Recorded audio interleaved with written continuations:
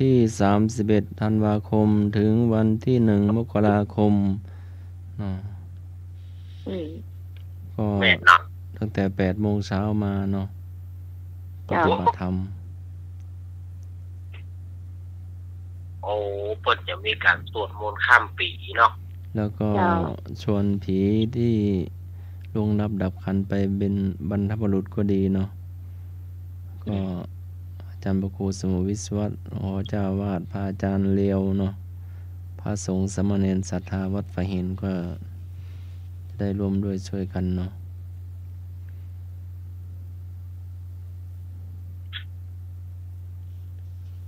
เจ้าแล้วก็รายการธรรมะแขกเตียนเฮานี่ก็จะมาพบปะสังสรรค์กันในเช้าวันที่20เนี่ย3 มกรานะเจ้าอันนี้แบบเปลี่ยนแล้วนะเจ้าเนาะก็มีแม่ก็นี่อย่างก็จันทราชื่นใจเนาะนี่เป็นหอมมา500เนาะพี่พร500นะเจ้าบอกมาตะคืนเนาะก็ละใหม่1,000นะเจ้าแล้วก็ให้1เห็ม1,000นะเจ้าเนาะถ้าจะรวมจะรวมจะหอมเป็นค่าบำรุงสถานีนะเจ้าก็ขอเชิญนะเจ้าได้แน่นะเจ้าเนาะก็เงินที่ปาทุกสตางค์นะเจ้าเฮาของประเทศเข้ากระเป๋าตะเก่านะก็ไปให้พระอาจารย์หมดเลยเจ้าเนาะอย่างการตอบปัญหาบนกันนะเจ้าเนาะรายได้ถึงหมดนี่ก็จะเอาไปเป็นปัจจัยที่จะให้บางสถานีเหมือนกันนะเจ้าคุณผู้ฟังเจ้า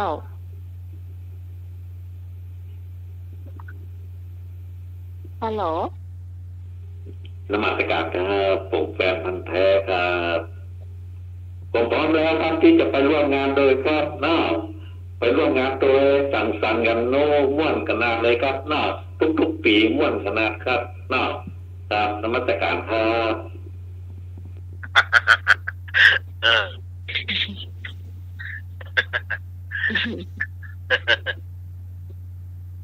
ว่าแล้วท่านดังๆเกี่ยวกับนี่แน่สักหมูสัก2-3ปังนี่แน่แม่เนาะ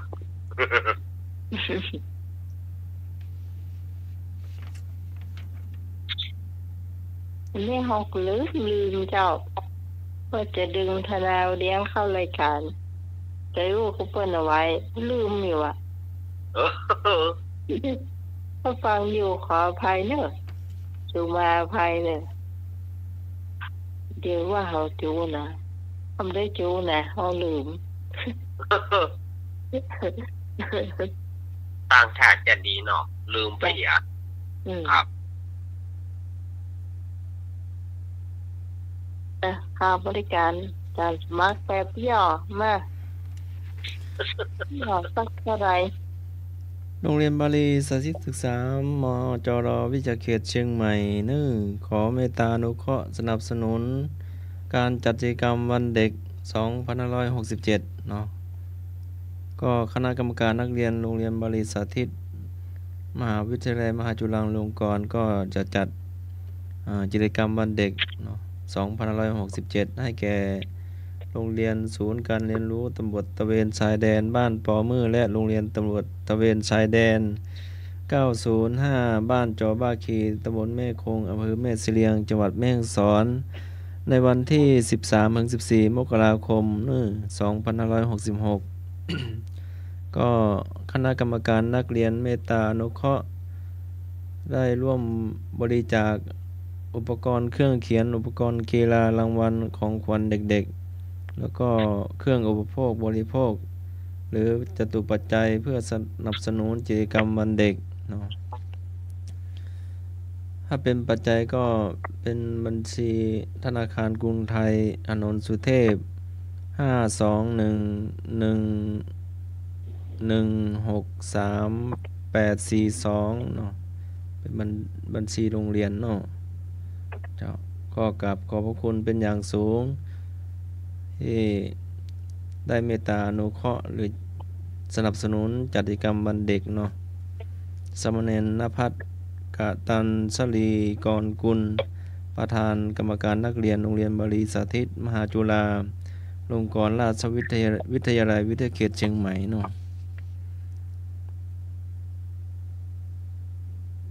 ก็สามารถติดต่อประธานนักเรียนได้เนาะ0980092310แฮมเบอร์0817962463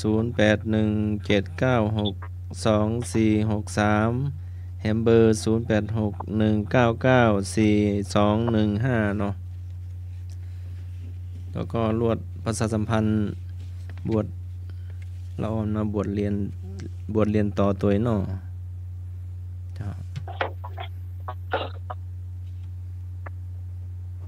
ก็มาร่วมได้เนาะมาร่วมได้ก็โรงเรียนก็ตั้งอยู่ที่วัดสนดอกพระรามหลวงเนาะสุเทพเขตหนึ่งเจ้าอาวาสวัดประแดงมหาวิหารจังหวัดเชียงใหม่จัดณวัดบ้านกลางบ้านเกิดหลวงพ่อเนาะตำบลลีอำเภอลีจังหวัดลำพูนในวันพุธที่20ธันวาคม2566เนาะคณะศรัทธาญาติโยม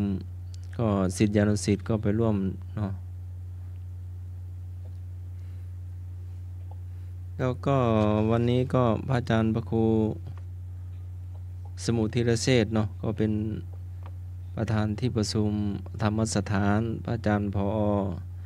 ธรรมสถานมหาวิทยาลัยเชียงใหม่วัดฝ่ายหินเนาะก็ได้ประชุมมีมติทำบุญเนาะทำบุญให้ครูบาอาจารย์พระอาจารย์ภาสกรภาวิไลเนาะทำบุญอุทิศกุศลให้บูรพาจารย์เนาะครูบาอาจารย์ผู้มีพระคุณก็มติก็ในมติที่จะจัดทำบุญถวายเนาะในวันที่29ธันวาคม2566ตั้งแต่เวลา9 โมงเช้าเป็นต้นไปเนาะพระสงฆ์วัดฝ่ายหินเนาะก็ได้เมตตามาเจริญพระพุทธมนต์เนาะตั้งแต่9:49 นาทีเนาะในวันที่29ธันวาคม2566ณธรรมสถานมหาวิทยาลัยเชียงใหม่ วัดฝ่ายหินเนาะ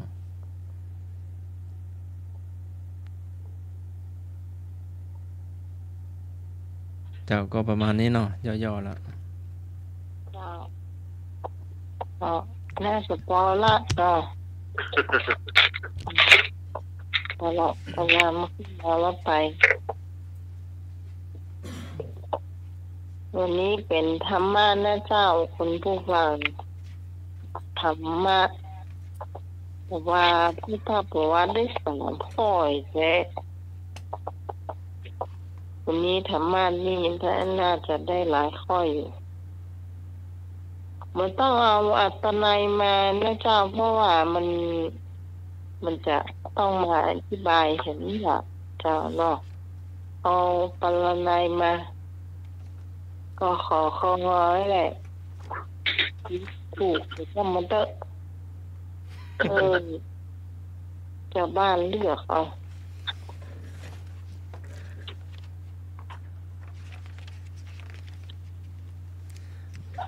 ปัญหาวิชาธรรมศึกษาชั้นโทระดับมัธยมศึกษาถามว่า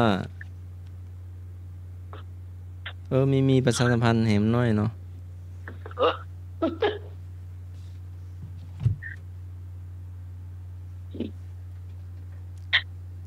ก็ตรวจนักธรรมเนาะวันที่19เนาะที่มหาวิทยาลัยมหาจุฬาลงกรณ์มหาวิทยาลัยสงฆ์ลำพูนเนาะแล้ววันที่25-26นี้ก็ตรวจนักธรรมเหมือนกันเนาะเพราะว่าเป็นของพระสงฆ์สามเณรโดยเป็นละอ่อนนี่ก็เป็นธรรมศึกษาโดยเนาะวันที่25-26พ ธันวาคม2566เนาะ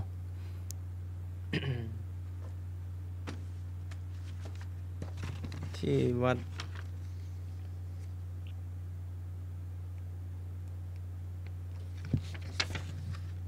แป๊บหนึ่งเนาะ ที่วัดพระธาตุดอยกองมูเนาะอำเภอแม่ฮ่องสอนจังหวัด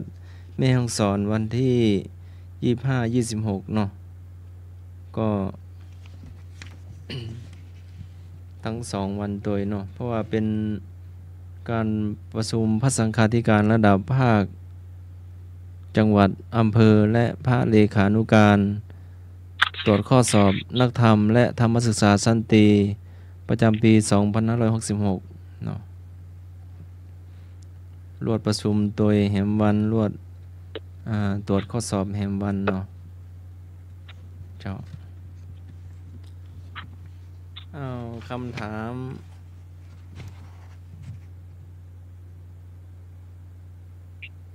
ธรรมะมีอยู่ว่า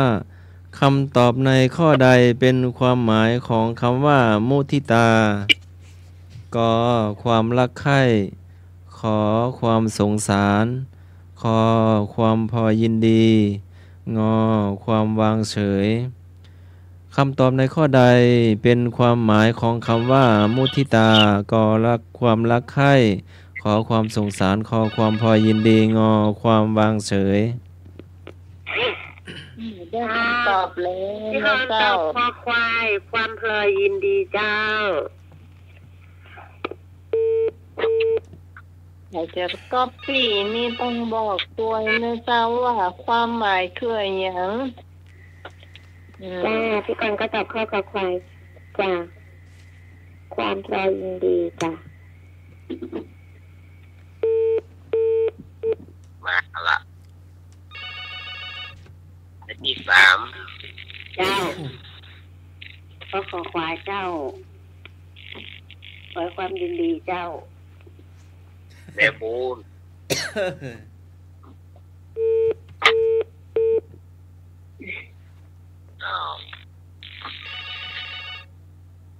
ที่4เจ้าพี่กองก็ตอบข้อควายความพอยินดีเจ้าเรียงลำดับกันแม่มันยืดมาสายที่5เจ้า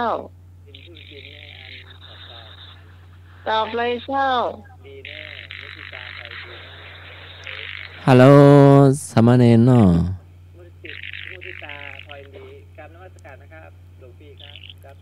อันเสียงน้อยเดียวอันพี่เนนเจ้ามุทิตาพลอยดีแน่มุทิตาพอยินดีสามเณรว่าใกล้ๆโทรศัพท์กับนมัสการครับผมโอ้จากสำเนียงนั่นอยู่ที่ไหนนั่นนะไหมสำนักสงฆ์ท่าละปูนเจ้าครับดีแล้วฮัลโหลมีสายสวัสดีเจ้าตอบข้อควายความพอยินดีเจ้าพิสารียุดการละมานอนละ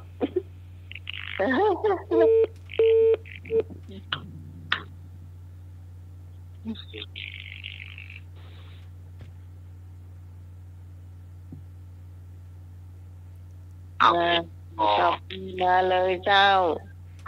ออกมาถึงเนอมาเลย1คะแนนก็มีก้านะเจ้า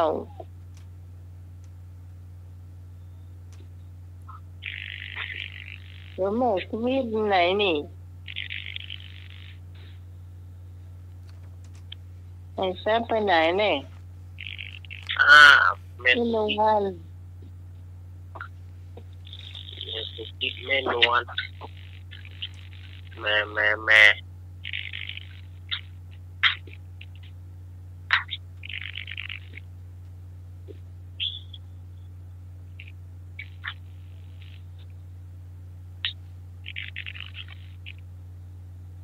ถ้ามามีภัยตอบจะได้เฉลยนะเจ้า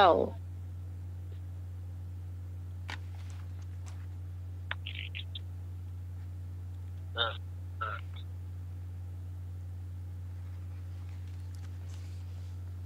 ที่เลยเนาะบ่มีละมีละ ได้เวลาพอสมควรคำตอบในข้อใดเป็นความหมายของคำว่ามุทิตาความพอยินดีคอควายมุทิตาความพอยินดีเมื่อผู้อื่นได้ดิบได้ดีเนาะไม่อิจฉาริษยาไม่อิจฉาตาร้อนเนาะจากที่หอนได้3คะแนนเจ้าคนที่2ไปนี่เดี๋ยวกันเนอะแม่บุญก็แม่บุญเนาะพี่พรมา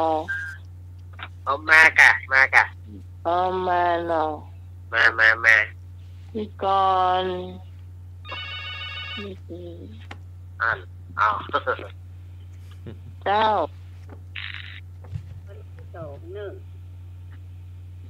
คะพี่กรมาที่2เจ้าพี่กรมาที่2แม่เป็นคนที่3แม่บุญมาที่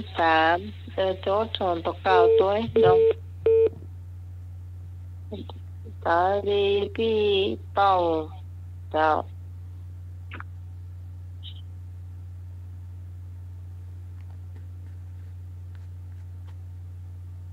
แม่นวลไม่ได้เข้ามาสักกรรมแม่สุพิษก็ไม่ได้เข้ามาสักกรรม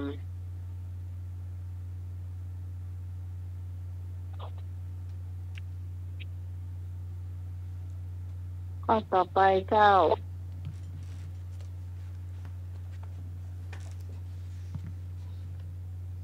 วิชาธรรมะข้อที่2ถามว่าในพระพุทธศาสนาคนมีบารมีหมายถึงใคร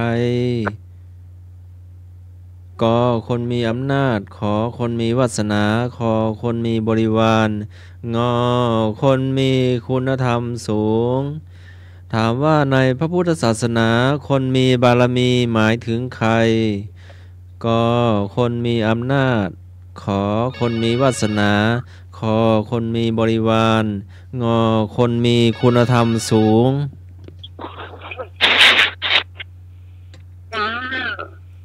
นี่คำตอบข้ององูเจ้าคนมีคุณธรรมสูงเจ้าเอาละ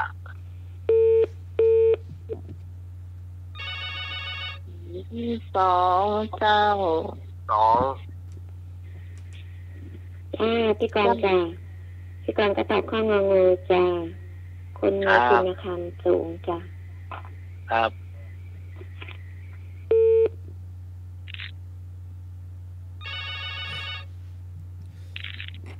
แม่ที่3นึงแม่ที่3นะครับเจ้าข้ององูเจ้า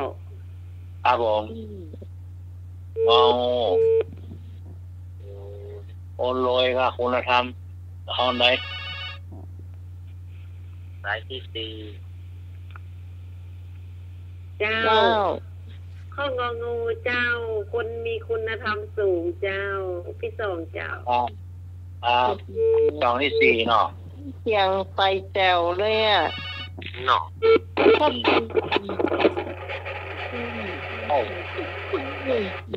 เหลือโทรศัพท์นะความโทรศัพท์กว้างกว่าใดนะให้รู้มือนะเพื่อนตัวนะครับวางมาอย่างวางแล้วมาใส่วางอย่างนั้น3 บาทแบบตาเดียว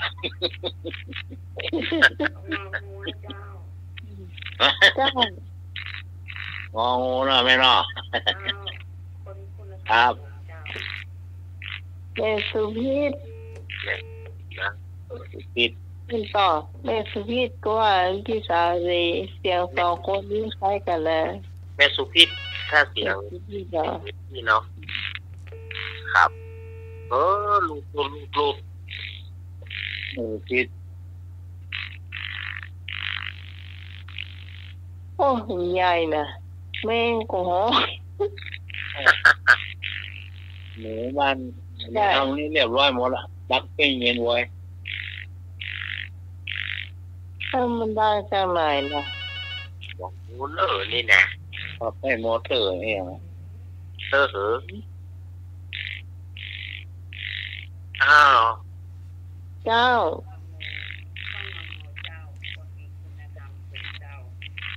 โอ้ยแม่ทุกทีก่อนอย่า แม่สุพีษเนี่ย อันนี้เนาะ ตะกี้พี่สาวรีนี่ ไม่ละครับ เออ กันนี่แน่ เนาะว่ากันแล้วเนาะ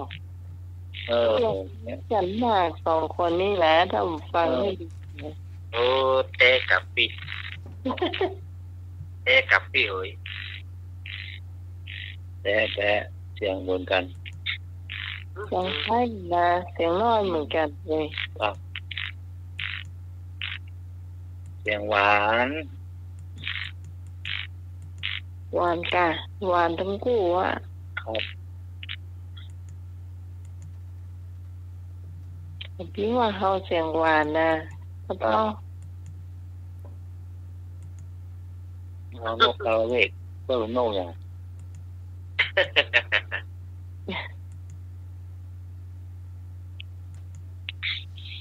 มีเทมก็ เป็นเลยครับ ถ้ามามีจะได้เฉลยนะ นี่ จ๊ะ นะครับสำหรับจะเปิดโปงนะครับ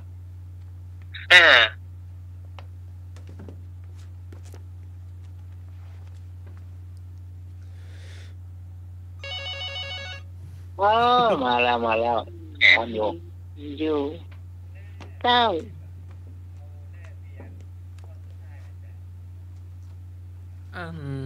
สมณเณรวาดตัวดังๆเนาะ เดี๋ยว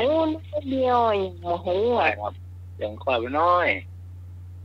เสียงก่อนแล้วก็วางโวยเตย ครับเสียงค่อยไปน้อย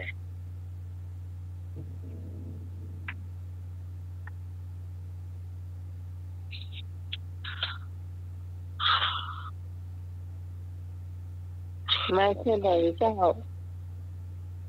ครับ จะเลย จะเลย เนี่ยคำชั้นโทเนอะ ในพระพุทธศาสนา คนมีบารมีหมายถึงคนมีคุณธรรมสูงงองู ครับ พี่กรณ์ได้3 คะแนนเจ้าพี่กรณ์ได้2 คะแนนเจ้า นอกนั้นเรียงกันมาเนอะเจ้า1 หมดเลยเนอะ ครับผม ตั้งแต่ไม่บุญไปต้นมานั้น1 หมดเจ้า คำฮะ เจ้า คุณธรรมแน่นอนนะคนไหนก็ฮะไว้ใจ คำถามต่อไปกัน เจ้า เอสาหังพันเตสุจิระปาลินิพุตัมปีตังภคะวันตังสรณังคัจฉามิหัมมัจจาภิกขุสังคัญจาปัปพัชชังมังพันเตสังโฆทาเลตุอาชะตะเคปานุเปตังสรณังฆาตังขอแต่ท่านผู้เจริญข้าพเจ้าขอถึงสมเด็จพระผู้มีพระภาคเจ้าเมเสด็จปรินิพพานนานแล้วกับทางพระธรรมและพระสงฆ์ว่าเป็นสรณะที่พึ่งเป็นที่ระลึกขอพระสงฆ์จงจำข้าพเจ้าว่าเป็นผู้บวชในพระธรรมวินัยผู้ถึงพระรัตนตรัยเป็นสรณะตลอดชีวิตตั้งแต่บัดนี้เป็นต้นไป ถามว่าเป็นคำบวชใครก็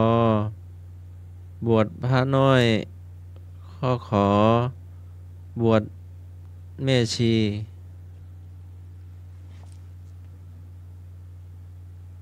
2 ข้อแล้วเนาะ คำหน้าคำก็มีคำตอบก็มีอยู่ในแห่นเลยจ้ะ 2 ข้อเนาะ สังเกตให้ดี เอา นะ เพิ่มแอมก็ได้ข้อคอบวชฤาษี นี่ป่ะบ่เคยเห็น ข้อกอบวชยังข้อกอหรือแก่ บทเนน บวชพระน้อยบวชเนน น้อยเ ข้อขอบวชชี ไม่ดี ข้อคอบวชฤาษี ฤาษี บ่เคยเห็นนะเนาะ ฤาษีนี่แปลงหน่อย บ่เคยเห็นนะ ยาววันคำว่า บวชเนเนอร์จำได้ละครับ ครับ เนเนอร์ดินเนอร์ บวชเนนกะ บทเนนครับ มันเนนบิน ครับ อัศมเนนบินอันว่าใกล้ๆโหสัตว์มันเนาะ ยินละยินละ ดีละ เสียง ดี ไก่จ้าบวช ได้ เอ ยิน อนี่ก็ ชัดเจน ดังชัดเจน ก็ไก่บวชเองนะ ครับ พี่เนนว่าใกล้ๆโหสัตว์เนาะบ่ต้องกลัวเนาะ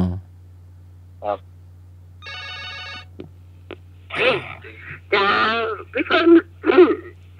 ก็ไก่เจ้าบวชเองนะเจ้า ครับ นิพร นิพร เนนเจ้า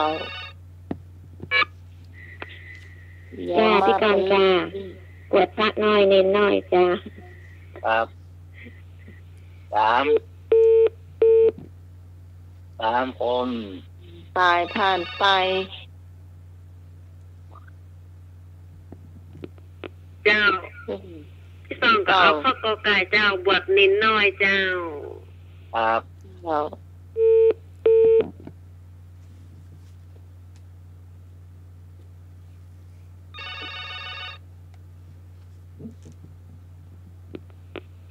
สวัสดีเจ้า เจ้าน้องไม้พี่ก็กอไก่นะเจ้าบวชเน้นน้อย ครับ เจ้า รีเนี่ยไม่ละ รี ครับ มาลองฟังเสียงจะพีดมาเปรียบเทียบกันมา ย่อยมาต้นเป่ามาละปลาโบงมาละปลาเต้าก็มาละเต่าไห่ก็มาละ จะพีดมาเลย เจ้า ต้มแม่ทาก็มาละ มาละ ไปละ เจ้าบวชเน้นน้อยเจ้า เจ้า ครับ โอ้ย เจ้าแม่ ปิด เสียง แม่ แม่ สุด เสียงค่อย เจ้า ปิดบนเนนบนอีคิวซังเหรอ อยู่สั่ง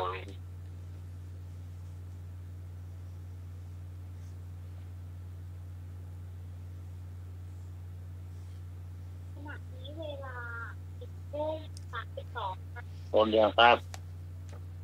มีแถมก็ อ้าวมีแถมก่อน ส่งถึงที่ฟังที่จะตอบข้อนี้เจ้า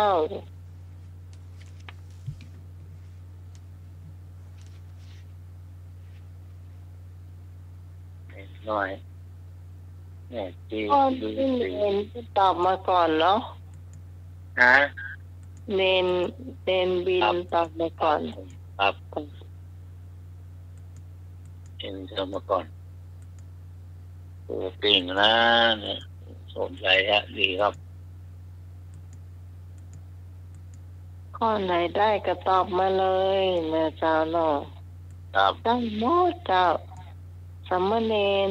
ที่กำลังห้ามเพียรอยู่ถือว่า เป็นความรู้ของชาวบ้านนะเจ้า เป็นผู้นำชาวบ้านเคยได้ตัวในเจ้าเนาะ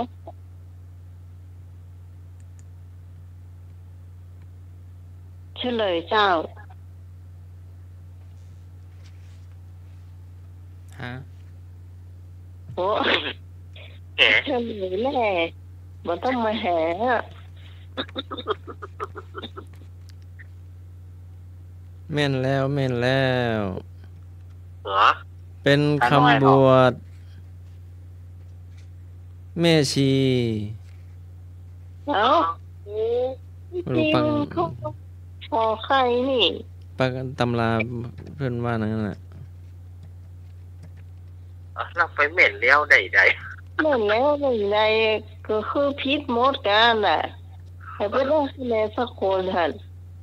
กลับมาได้กันเนาะ นี่เพื่อคน กะ ข้อนี้แจกเก้ายาถานน้ำแดงเหนอนี่นะ โอ้มันไม่ชี้อ่ะพอไข่ว่ะ โอ้พลิกลอกเลย ทำฉันโทรหลุมท่อ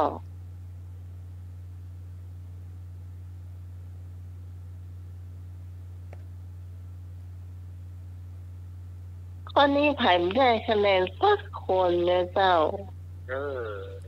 โม มา คะ ข้อหนึ่งมา ค่ะ ข้อสุดท้ายเนี่ยเจ้าเดี๋ยวจะเฮือนเป็นเน้นรักเล่านิทานเนาะ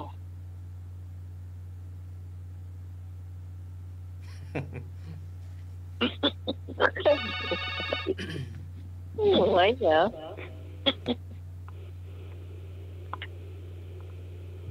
ว่าได้ ยมแม่ไหน เจ้า อันคะแนนนั้นอันคือยมแม่สามแม่แน่แม่อย่างพวกนั้นแม่บุญแม่สุพิษเนี่ยแน่จ้ะอันเอาคะแนนนี่ยมแม่แน่อันที่รับที่ดินพักส่งนะจ๊ะ อ๋อที่ถูกข้อแรกที่กา ครับ เป็นยังดีเก็บไว้ให้ก่อน ครับผม เก็บไว้ก่อนว่ามีงวดก่อนนั่นก็รู้สึกว่าได้3 คะแนนมีอยู่ ครับ 3 คะแนนแล้วก็มี1 คะแนนก็มีเนาะ ครับครับจำไว้ก่อนเนาะจำไว้ก่อน จ้ะ ครับ แต่ข้อนี้พลาดไปเจ้ามีได้คะแนนสักคนเอายาขัดหมอเป่าก่อน กำแขนไม่ได้หัวใจจะกำเลยจ้ะ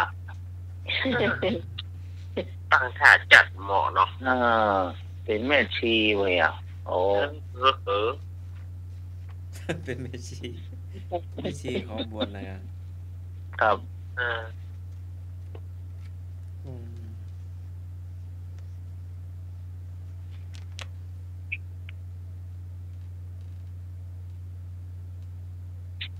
เนี่ยดีหนูครับหนูไป ข้อต่อไป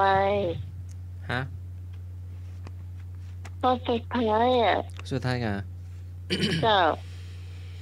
ข้ามข้อง อินทสัตตาเทวสัตตาธรรมสัตตามหาธรรมสัตตาอิสิสัตตามหาอิสิสัตตามุนิสัตตามหามุนิสัตตาปุริสัตตามหาปุริสัตตาจักรวัติสัตตามหาจักรวัติสัตตาพุทธสัตตาปัจเจกพุทธสัตตาอรหัตตสัตตาสัพพสิทธิวิชาธารนัสสัตตาสัพพโลกาจาริยานัสสัตตาสัพพโลกาทิปาติยานังสัตตาเอเตนะสัจวัชเชนะตุยหังสุวัตถิตุยหัง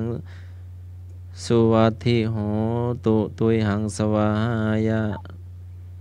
พระเถระประธานสงฆ์สวดนำสวดกี่หน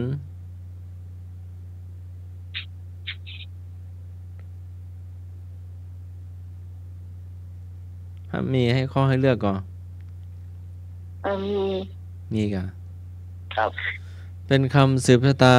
พระเถระผู้เป็นประธานสงฆ์กอไก่สวด1 หนขอไข่สวด2 หนคอควาย คอควายสวด3 หนงองูสวดเท่าอายุคนป่วย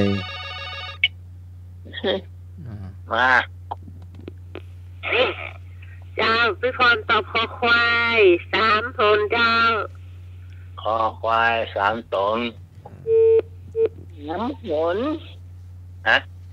3 หนเนาะไม่ใช่3 ตนนะ3 หนเจ้าที่ส่งกูว่า3 หนเหมือนกันนะคอควายครับเจ้าคอควายหนที่2มาแล้วได้ยินบ่อยๆเนี่ยจะหูเจ้าครับเจ้าพี่กรณ์จ้าพี่กรณ์ตอบว่าค อควายจ้ะ3 หนจ้ะ คอควายคนที่สาม ยอนคนที่3เมื่อกี้พี่ตองมาคนที่2เนาะ ครับพี่ฮอนคนแรก มาเลย นมัสการครับปลุกแฟนพันธุ์แท้ครับ มาแล้วพันแท้ คำตอบคำสุดท้ายเป็นคำตอบที่กอไก่ครับ1 ครั้งครับกับ1 ครั้งนมัสการครับ เลิกขาย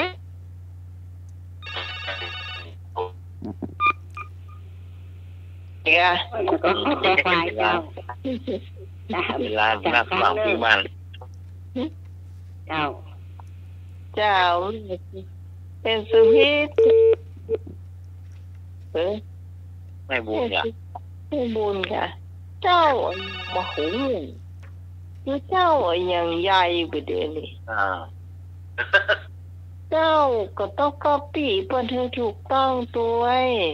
ชอบพี่บ้านก็เจ้าใหญ่ ฮัลโหล เจ้า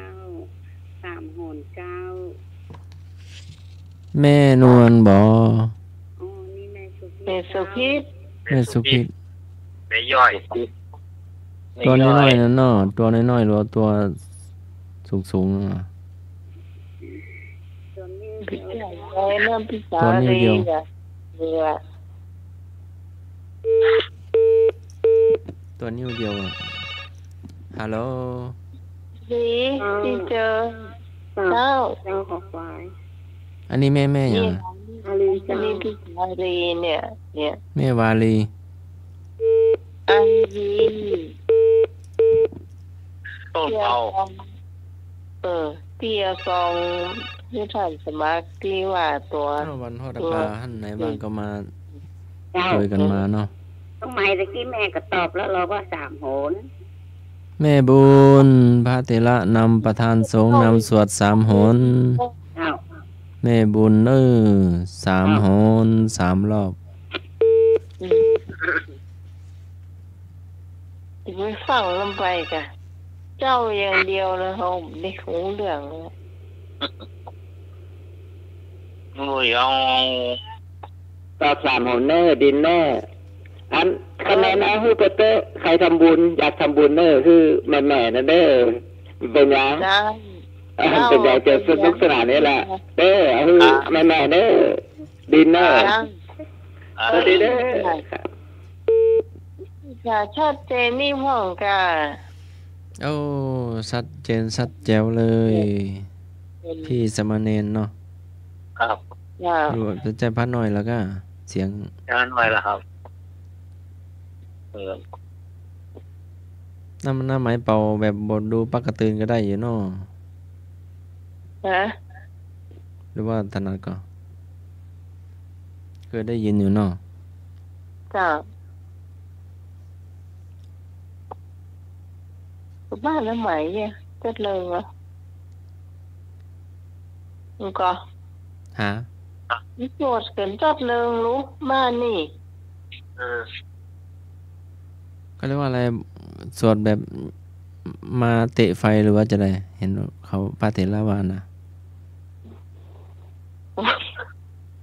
เนี่ยมาเตะไฟไม่ใหญ่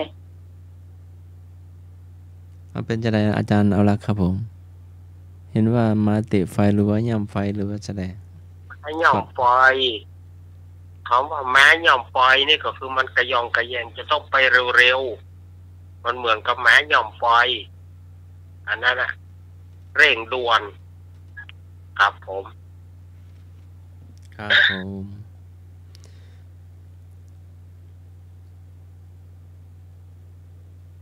เกิดเป็นมีทำนองของเพื่อนใช่เหรอ ครับ เนาะ พวกก็มีของเปิ้นนะจ๊ะแต่บางทีมันจำกัดด้วยเวลามันก็ไปเร็วๆหน่อย แต่ตัวมันบาลีมันวิ่งตัวมาแต่ปากมันอู้บกคล่องมันต้องมันเนาะ ตัวบาลีตัวบาลีวิ่งมาอยู่นะเป็นตัวแต่ว่าปากไปบ่ทัน ปาก นะ เอานั่นแหละคือมันแล้วแต่ว่าเราจะท่องทุกวันก็ในเมื่อเราออกงานประจำอ่ะเราต้องท่องเพื่อมันคล่องโดยที่มันต้องมีหนังสือมันต้องมีโทรศัพท์เอามาพอบางคนนี่ก็หูเลยว่าเปิดโทรศัพท์มันก็แน่นอนอยู่แล้วมันจะไปสู้คนที่สมองบนท่องได้ด้วยตัวเองเลยก็ต้องดูหนังสือไปได้ละๆอย่าและสบายมากอ่ะพอละมาเฉลยข้อสุดท้ายแล้วนี่คำสวดสืบชะตาพระเถระผู้เป็นประธานสงฆ์นำสวด3 หน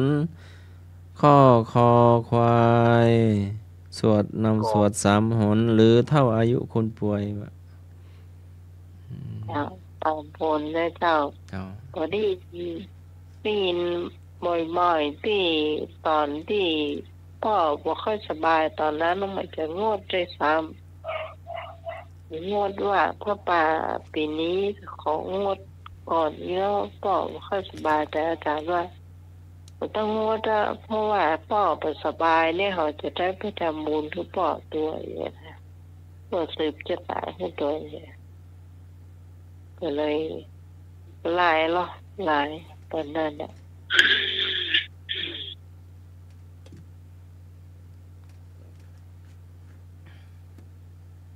พ่อผมมานั่งฟังไปนะพ่อนะพ่อน่าหมายนะจ้าก็ไม่ดื้อเนาะพ่อไม่ดื้อเนาะบอกไหนนั่งอันพ่อก็ยิ้มดีเนาะเจ้าเอาละอันข้อนี้พี่พรได้3 คะแนนเจ้าพี่จองได้2 คะแนนเจ้านอกนั้นเรียงกันมาได้1หมดเนอะตีตัวกันมานะจดเนอะคำเดียวถ้าสำเร็จรักตนเดียวนั้นเจ้านิทานเซตรวมคะแนนแบ่งมันเนื้อเจ้าแล้วก็รายงานมาตัวแล้วก็รวมถึงวันก่อนที่เดี๋ยวพี่พรจะสรุปผู้ฟังเนื้อเจ้าเนาะนิมนต์เจ้าเอาละเนอประธานญาติโยมมาถึงช่วงเหล่านิทานเนาะ ในช่วงนี้ก็เป็นช่วงที่ใกล้งานประเพณีต่างๆก็เริ่มเข้ามาเพราะว่าจะเป็นงานตั้งธรรมงานอะไรอย่างต่างๆก็เริ่มเข้ามาละวันที่31 ที่วัดอาตมาก็มีเลิกสวดมนต์ข้ามปีสร้างบารมีข้ามพศก็จะเริ่มตั้งแต่5 ทุ่มเป็นต้นไปเราก็จะลวดตักบาตรเนาะรับอรุณรับปีใหม่วันที่31บวกเข้าไปถึงวันที่1เพราะว่าสวดมนต์ข้ามปีสร้างบารมีข้ามพศเนาะนี่ก็อาตมาภาพก็จะได้วันนั้นก็คงมาได้มาทำรายการนำละคงจะได้ลาทำนั้นเนอะช่วงนี้นี่ลากิจบ่อยไปหน่อยนะแต่ช่วงนี้ลากิจบ่อยไปหน่อยศรัทธาญาติโยมทั้งหลายวันนี้ก็จะเอานิทานที่ญาติโยมป้นขอแม้ศรัทธาญาติโยมป้นขอมาว่าขอเล่านิทานเก่าๆคือกำเนิดในช่วงหน้านี้มันจะเป็นการถวายทานข้าวใหม่เนี่ย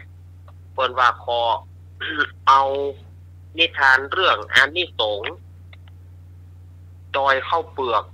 มาเล่าให้กำเนิดมันก็ค่อยรอบปีเนาะ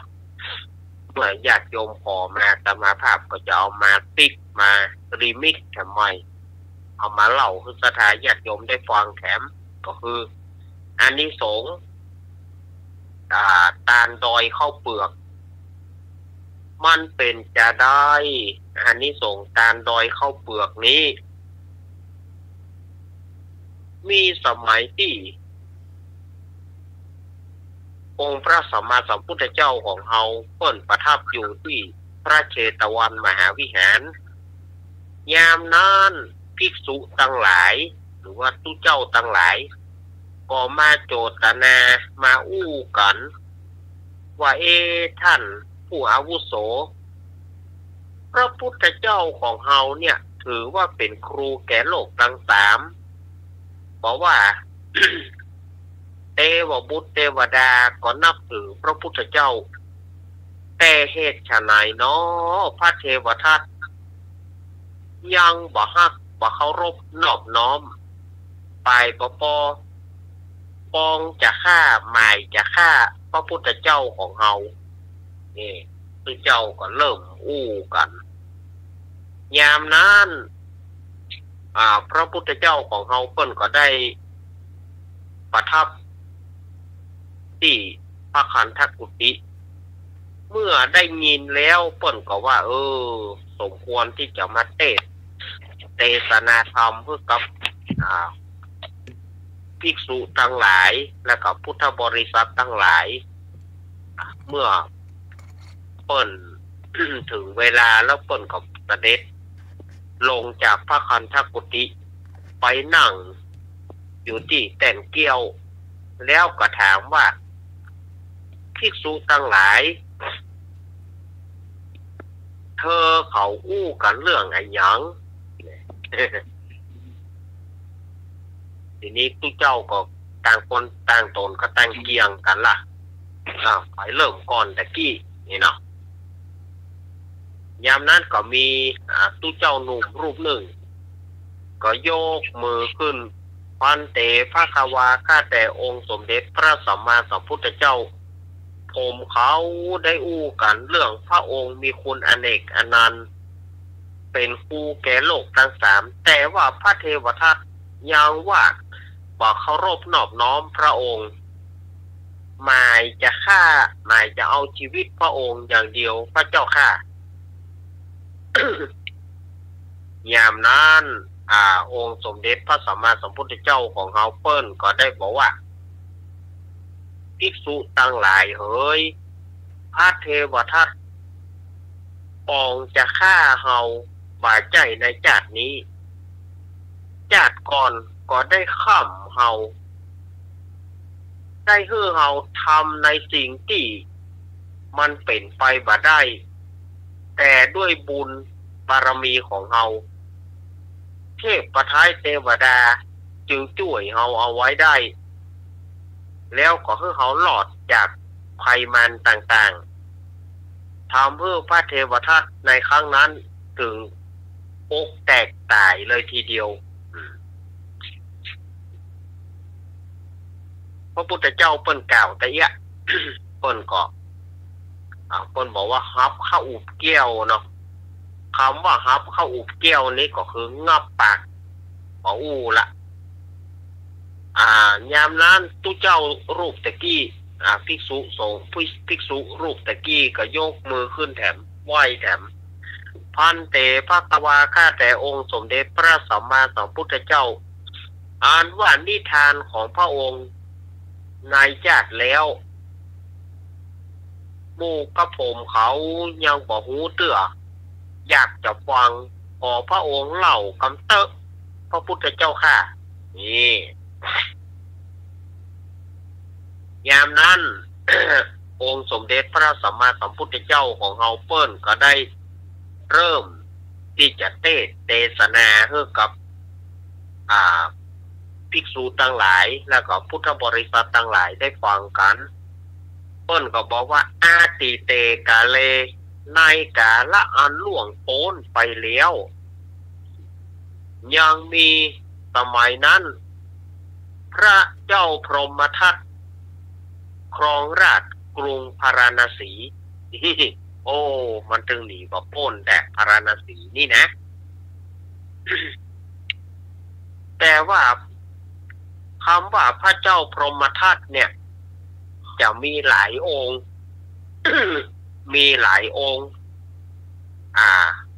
บางองค์ก็ดีบางองค์ก็บ่ดีแต่ชื่อเนี่ยเหมือนกัน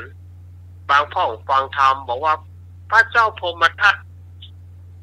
บางองค์อย่างมาบ่ดีบางคนก็บางเตือก็ได้ยินว่าดีบางเตือก็ได้ยินว่าบ่ดี เป็นองค์เดียวกันก็ปัจจัยปัจจัยคือน่าจะเป็นราชวงศ์พรหมทัตนะเพราะว่าชื่อเนี่ยชื่อของเปิ้นครองราชที่กรุงพาราณสีเนี่ยส่วนมากจะเป็นพระเจ้าชื่อพรหมทัตเหมือนกันจะมีถึงตนดีแล้วก็ตนบดีเนาะแต่พระเจ้าพรหมทัตองค์นี้ เปิ้นบอกว่าเป็นตนที่บดีเป็นตนที่บดีเอารัดเอาเปรียบข่มเหงไผ่ฟ้าประชาชนเพื่อได้รับความเดือดร้อนนี่เปิดว่าอีนะ ยามนั้นในครั้งนั้นเนี่ยนอโพธิสัตว์เจ้าของเราได้เอาปฏิสนธิกำเนิดในท้องของนางตุ๊กตาเพราะว่าเจ้าตุ๊กตาสองผัวเมียเนาะอาศัยอยู่ที่นอกเมืองแล้วก็นอโพธิสัตว์เจ้าของเราเนี่ยก็ไปเอาปฏิสนธิกำเนิดก็คือไปเข้าท้องของ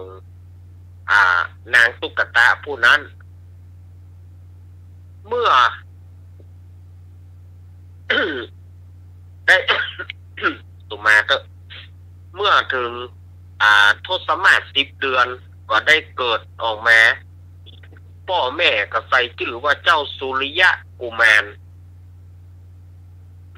เมื่อเจ้าสุริยะกุมารเนี่ยเกิดมาได้7 วันนางตุ๊กตาผู้เป็นแม่ก็ได้ตายลงไปฝ่ายผู้เป็นพ่อก็เลี้ยงดูเจ้าสุริยะกุมารนี่ตามมีตามเกิดตามกั้นตามยากตามตุกตามยากนะเนาะเมื่อเจ้าสุริยะกุมารขึ้นใหญ่ก็ช่วยป่อเข้าป่าหาหลัวหาลูกไม้หัวมันตักน้ำอย่างพอได้ตักน้ำอย่างพอได้เมื่อเจ้าสุริยะมีวัยขึ้นใหญ่อายุได้12 ปีผู้เป็นพ่อก็ได้เป็นพญาตินั่นละเป็นพญาติคำว่าเป็นพญาตินี่เป็นกำเมืองก็คือปัสบายล้มป่วยอีกเนาะบ้านเฮาว่าเป็นพญาติปะหายยาปะหายถ้าเป็นภาษาทั่วไปก็ล้มป่วยแต่บ่มีเงินจะรักษา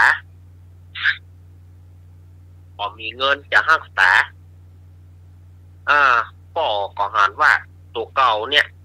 คงจะอยู่ได้บ่เมินแน่ก็เลยฮ้องลูกคือเจ้าสุริยะกุมารเนี่ยมาสั่งบอกว่าลูกเฮ้ยถ้าพ่อตายไปเมื่อใดนะขอลูกกั้นใจเถอะ โอ๊ตใจจะไปให้แล้วก็บ่ต้องไปบอกคือพี่น้องชาวบ้านมาร่วมงานศพของพ่อเฮาบ่มีหยังเลี้ยงเปิ้นบ้านก็เป็นตูบเปียเป็นตูบน้อยหมาเข้ายังบ่สูดหางเลยแล้วเข้าจะเลี้ยงเข้าจะกินจะเอายาใส่ยังบ่มี ฉะนั้นบ่ต้องไปบอกคือพี่น้องชาวบ้านเนอะถ้าจะได้ก็ขอให้ลูกเนี่ยเอาเชือกมาซุบคอป่อโอ้เพื่อเอาเชือกมามัดคอป่อแล้วก็ลากไปถ้าหัวป่อไปคล้องไปสะดุดที่ไหนก็ให้ลูกเอาศพป่อฝังไว้แล้วเมินเข้าเนี่ยลูกมันไปใจเนอะถ้าเบิ้งหัวป่อเนี่ยนะก็คือเบิ้งกระโหลกหัวป่อเนี่ยหล่อนเมื่อใดคือลูกเอามาเก็บไว้บูชาเก็บไว้ปูจาแล้วก็เพื่อกล่าวคำว่าปิตากุณังมารดากุณังพุทธกุณังธรรมกุณังสังฆกุณังครูบาอาจาริยะกุณังอาหังวันตามิสัปปตาคือท่องประจำเนอะอย่าได้ขาดวันแล้วป่อเปิดกระตายเมื่อป่อตายเจ้าสุริยะก็อดมาได้ให้ออกมาแล้วก็ทำตามที่ป่อบอกเอาเชือกมาซุบคอแล้วก็ลากไป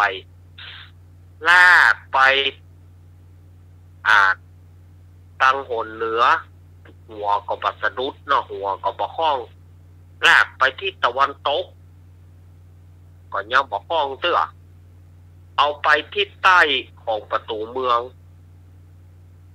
แล้วก็ลากมาในที่ตะวันออกเฉียงใต้หัวป่อไปสะดุดไปคล้องอย่างนั้นตึกเอาเมื่อหัวป่อไปคล้องแล้วก็เจ้าสุริยกุมารก็ฝังป่อเอาไว้แล้วก็ มีเจือบะเต้าบะแดงมีอย่างก็ปลูกเอาไว้หั่นนะใส่เข้าให้หั่นเมินเข้ากับไปใจพืชพันธุ์ไปใจพืชต่างๆแล้วก็เข้าให้เนาะแล้วก็ไปคูดพอว่าเบิ้งหัวของป่อกระโหลกหัวป่อเนี่ยหล่อนแล้วก็จะได้เมินเท่าใดบอกว่าก็ไปคูดแถมก็ไปปาใส่เบิ้งหัวของป่อเจ้าสุริยกุมารนี่ก็เอากระโหลกหัวหรือว่าเบิ้งหัวของป่อเนี่ยมาไว้ที่บ้านแล้วก็กล่าวคำไหว้กูคืนว่าปิตากุณังบรรดากุณังพุทธกุณังธรรมกุณังสังฆกุณังครูบาอุปชัยยะจาริยกุณัง อาหังวันตามิสัปปตาว่าอย่างเงี้ยไปกูคืนจนถึงขึ้นใหญ่แต่ว่ามีอยู่ปีหนึ่งนะปีนั้นได้เกิดทุพพิกภัยเกิดขึ้นในเมืองพาราณสีได้เกิดทุพพิกภัยขึ้นคือเกิดฝนแล้ง เกิดฝนแล้งแล้วก็เข้ายากหมากแปลงเข้ายากหมากแปลงขึ้นในกรุงพาราณสีเมืองพาราณสีนั่นนะพระเจ้าพรหมทัตก็ปรึกษาหารือว่ามันเป็นตาไผนี่เนาะมันเป็นเพราะอันหยังบ้านเมืองเฮาบ่เคยแห้งบ่เคยแล้งเนี่ยอย่างถึงบ้านเฮาเนี่ยบัดเดี๋ยวนี้บ้านเมืองเฮาแห้งแล้งเป็นเพราะอันหยังหานี่เนาะ เป็นเพราะอันหยัง ยามนั้นก็มีไผอู้เรื่องหยังยามนั้นก็มี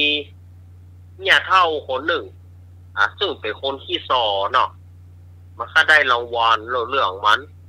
ถ้าไปทูลกับเจ้าเหนือหัวจะได้รางวัลอีกก็เลยไปอู้กับพ่อหลวงในนิทานในธรรมนั่นเพิ่นบอกว่าไปหาจ่าบ้านคำว่าจ่าบ้านก็คือพ่อหลวงเอาง่ายๆว่าพ่อหลวงบ้านแก่บ้านนั้นนะ มันก็ถ้าได้รางวัลหน่อยเนาะเข้าไปหาพ่อหลวงโอ้ยพ่อหลวงบัดเดียวนี่นะมีเรื่องอู้นะ มีเรื่องอะไรอย่าง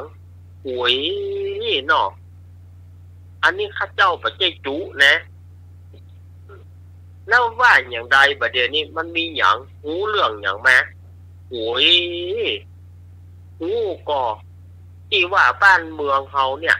มันแห้งมันแล้งพ่อหลวงหูก็เป็นเพราะอันหยังมันเป็นเพราะอันหยังโอ้ย โอ้ยอันว่าดีว่าแต่ขอซื้อได้ก่อป้าเขาบอกโอ้ยนี่นะโอ้ยเนาะมันแต่นะเหตุที่ว่าบ้านแห้งเมืองแล้งนี่นะเป็นเพราะไอ้ตุ๊กตานั่นมันเอาหัวป่อมันมาไหวแต่กะอุ๋ยแต่นะมันก็ไปฟ้องพ่อหลวงไปแจ้งพ่อหลวงก็บาล่างจะแต่อย่างนี้ก็เลยนำเอาเรื่องเนี้ยไปทูลพระเจ้าพรหมทัตพระเจ้าพรหมทัตก็ฟ้องญาเท่านั้นมาใจพ่อหลวงกำไปฟ้องญาเท่านั้นมา มันจังอูหน่อยเนาะป่วยถวายบังคมบาทเจ้า ญาเท่าเรื่องที่มึงว่ามีไอ้น้อยตุ๊กตาเอาหัวป่อมันมาไหว้แต่กะป่วยแต่นาบาทเจ้าข้าบาทมาได้จุนาบาทเจ้าอันก็จงพ่อหลวงไปห้องมันมา ไปห้องมันมาพ่อหลวงก็ไปห้องเจ้าตุ๊กตาเจ้าสุริยกุมารมาเข้าเฝ้าพระเจ้าพรหมทัตก็บอกว่าเป็นแต่กาที่ว่ามึงเอาหัวป่อมึงมาไหว้อะแต่ก็แต่พระเจ้าข้านี่เนาะ เพราะว่าป่อของข้าบาทเนี่ยสั่งไว้ว่าถ้าหากว่าป่อตายแล้วเพื่อเอาเบิ้งหัวป่อมาปูจามีหน้าล่ะบ้านเมืองกูถึงได้แห้งได้แล้งบ้านเมืองเกิดเข้ายากหมากแปลงขึ้นไปป่าเดียวนี่ เพื่อมึงไปเพี้ยวให้วันนี้แล้วก็เอาก้าวานลงไปวันพุธคือเป็นต้นลูกตถาญาติโยมมันหาที่ว่ามาได้นะวันพุธคือเข้าเป็นต้นแล้ววันฮือเกี่ยวมาตีมาเรียบร้อยเพื่อได้เข้า 100 เล่มเกวียนหรือว่า100 ลำล้อเพื่อได้เข้าเนี่ย100 เล่มเกวียนหรือว่า100 ลำล้อถ้าบ่ได้มึงตายเอาเจ้าสุริยกุมารก็จะได้ให้เนาะเพราะว่าจะได้ที่จะปลูกเข้ามันจะมีก็ปลูกว่าเอาวานวันนี้วันพุธก็เป็นต้นวันฮือเกี่ยวมันจะเป็นไปได้ก่อนทีนี้ฝ่ายป่อกับแม่ที่ตายไปแล้วก็ไปเป็นเทวดาก็ลงมาบอกว่าลูกวานไปเตอะป่อกับแม่จะช่วยป่อกับแม่จะช่วยเจ้าสุริยกุมารก็เอาเข้าไ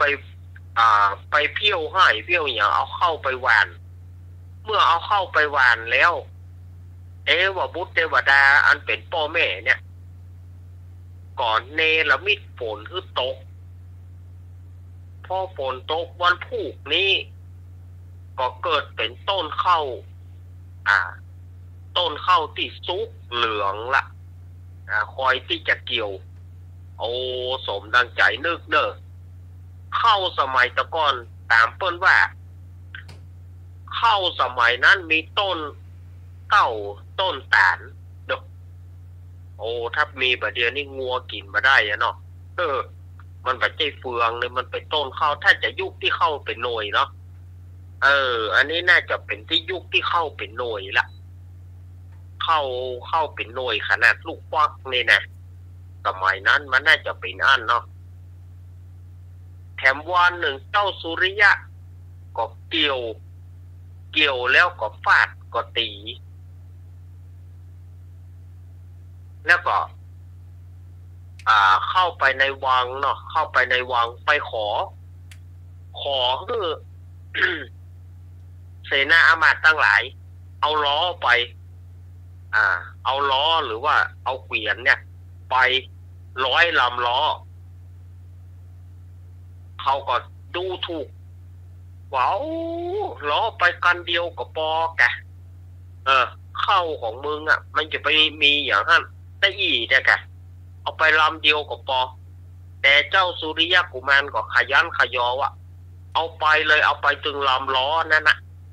เอาไป100 ลำล้อน่ะเอาล้อไปเอาล้อเป่าไป100 กันไปเลยหมู่อามาตย์ทั้งหลายก็ทนรบเร้าบ่ได้ก็เอาล้อเป่าไป100 ลำเมื่อไปหันเข้าของเจ้าสุริยะก็ตกใจมันได้ปานอี้กันไกลเนาะก็ลากล้อไปก็เอาล้อเนี่ยไปต่อหน้าของพระเจ้าพรหมทัตเอาไปกองได้หม่อนดอยหนึ่งเข้าเปลือกนะเอาไปกองได้หม่อนดอยพระเจ้าพรหมทัตสะดุ้งเมื่อหันยาก็โอ๊กแตกตายไปสดายญาติโยมเอ๋ยอาตมาว่าจะคือมันจบมันคงบ่จบเด้อเนาะเอาไว้เสาหน้าบ่เพราะว่ามันจำเพลินแล้วไปแท้ดูนี่รู้สึกว่ามันยังยาวอยู่เอาไว้เสาหน้าเนาะเสาหน้าจะมาเล่าต่อเรื่องอันนี้สงตาลเข้าเปลือกเนาะอันนี้สงดอยเข้าเปลือกมันยังบ่จบนะเพราะว่าถ้าจะมาเล่าไปกับรายการรายการอื่นจะมาได้แล้วเพราะว่าดูแล้วมันจะยาวแล้วไป ขอย้างตะยีก่อนย้างตะยีก่อนวันนั้นก็ได้ยินพี่หมอว่าอย่างก็เปิ้นชอบเกียก้อมกับวันนั้นเรื่องของอันคุณบิดไปบ้านโฮงเลยเนาะวันนั้นเนาะอันนี้จะเอาปิกมาเล่าให้ลุงหนุ่ยฟังกันเอาปิกมาเล่ามีญาติโยมโทรเข้ามาโทรเข้ามาว่าได้เจริญพรนมัสการครับปกแฟนพันธุ์แท้ครับว่าจะได้มีคติสอนใจจะดีครับเนาะนิทานเรื่องนี้ครับเนาะครับเจ็ดอย่างครับเนาะฟังต่อตอนปลายเสาหน้าเนาะครับเนาะครับส่วนมูลค่าปีนี่มาต้องจัดก็ได้ครับเนาะพัดพันก็ได้ครับเนาะจะรับก็รับไปแกยินดีเนอะนี่มันเป็นประเพณีที่เปิ่นต้องมีเนาะไอ้เนาะยุทธศาสตร์อันนี้ก็ที่วันนั้นปีใหม่ว่าแม่เปิ้นชอบแม่รอปีไรรอนั่งเล่นกันในห้องนะไข้หัวก็ไปเจ็บท้องสมัยนั้น40 กว่าปีแล้วก็สมัยที่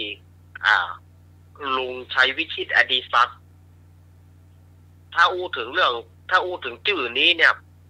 ไอ้บ่รู้จักหรอกถ้าอู้ถึงชื่อคุณปี๊ดนี่เนี่ยคนจะรู้จักก็คือลุงชัยวิชิตอดีศักดิ์ในสมัยก่อนถ้าไปปะใส่ลุงชัยวิชิตเนี่ยจะต้องขอดมเสื้อเปิ้นขอดมเสื้อเปิ้นแล้วก็ลุงชัยวิชิตนี่จะไปทุก สถานที่เพื่อเอาไปสัมภาษณ์เป็นจะได้ใจปิดอีเนาะเป็นจะได้ใจปิดเพื่อก็จะบอกกันตามนั้นนะภาคไหนก็จะบอกใจปิดแล้วดีอย่างอันอย่างอี้เนาะแต่มีอยู่ครั้งหนึ่งเปิ้นได้มาที่อำเภอบ้านโฮงแต่บ้านอย่างนี้อาตมาบอกละเพื่อเปิ้นจะฟังเพื่อจะพอทางโซเชียลแล้วมันเอาบ้านเปิ้นไปก็เอาเนาะเอากันเฉพาะอำเภอบ้านโฮงก็พอละบ้านโฮงจะว่าละปูนไปนะเปิ้นจะเอาออกวิทยุเพื่อจะสัมภาษณ์ออกวิทยุเด็กเข้าไปวันนี้ผมได้มาที่อำเภอบ้านโฮงจังหวัดลำพูนนี่เนาะเป็นไงบ้างครับใช้บริดแล้วเป็นไงบ้างครับเนี่ยพอดีว่าพี่น้องเจ้าบ้านโฮงเนี่ยเป็นยองหรอกใหม่ๆก็ปิ้นทาอยู่เอาไปเอามาปิ้นเลย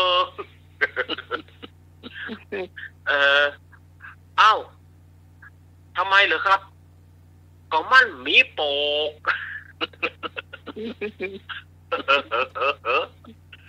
มันมีโปกยุ่งขันแน่นนะ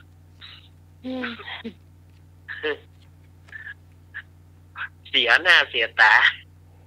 ภาพนั้นพวกก็เลยตัดขว้างลบขว้างเนาะเอาออกวิทยุนะคนเท่าอู้สื่อเนาะ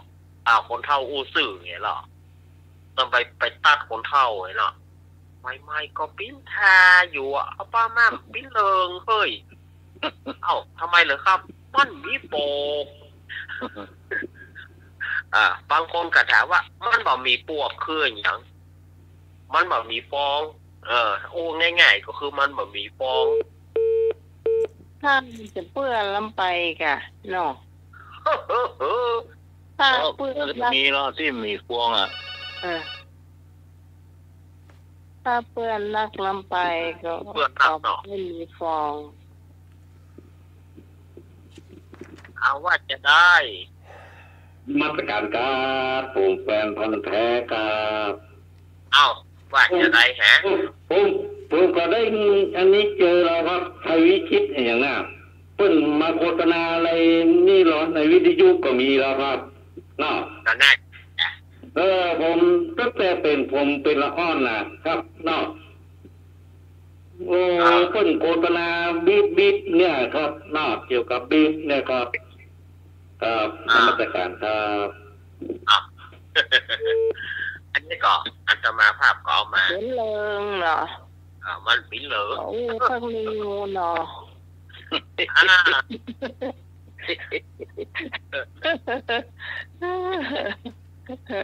เอามาแม่ปูนวันนั้นเนาะแม่ปูนแม่พรปีหมายเนาะวันนั้นมากันเอามากันเพื่อปลาไข่หัวกันมาได้ไม่ใช่อย่างนั้นมันเป็นจากก้อมตอนนี้จะไปรวมคะแนนเซตมาเลยเนอะคุณผู้ฟังไปรวมคะแนนเซตมาเลยแต่แรกเข้ามาเลยเจ้าเอาเฉพาะที่รวมคะแนนเนอะเลยตึงเพลงชมน้อยมาเลยเจ้าของพี่กรเพลงได้17ธรรมาได้5จ้ะรวมเป็น23คะแนนจ้ะครับ20บอกทำไมไม่บอกเมื่อวานล่ะบอกวันก่อนด้วยสิพี่กรจะไปรวมมาใหม่ก็ว่าเธอพี่พรเรียน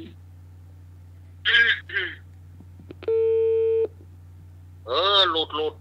มาใหม่เนอะเจ้า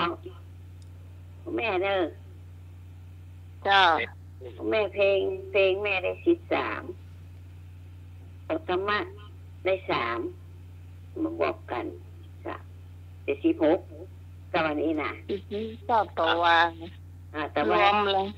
72กับ16เป็น88เนอะ รวมหมดเหรอถึงวันก่อนเหรอน่ารวมเลยนะเป็น88ครับ88จ้า 88เนาะ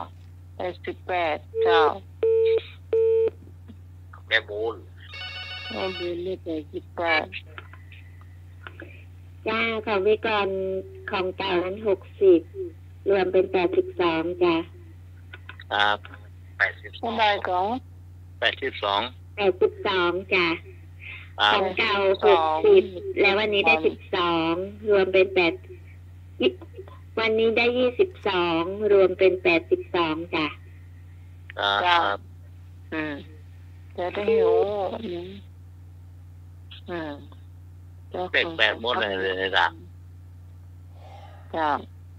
ขึ้นเลข8หมดเลยมาบอกไปเจ้า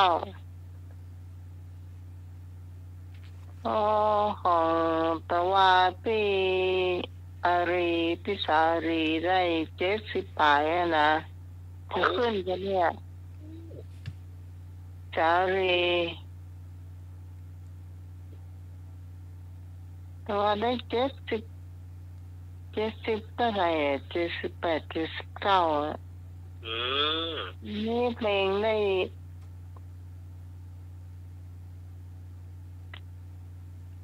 เพลงนำมาอยู่แล้วก็น่าจะเป็นเพลงเดียวแล้วก็มาตอบธรรมะเนี่ยได้หลายคะแนนอยู่หรอจารีพี่พรแม่สุพิษ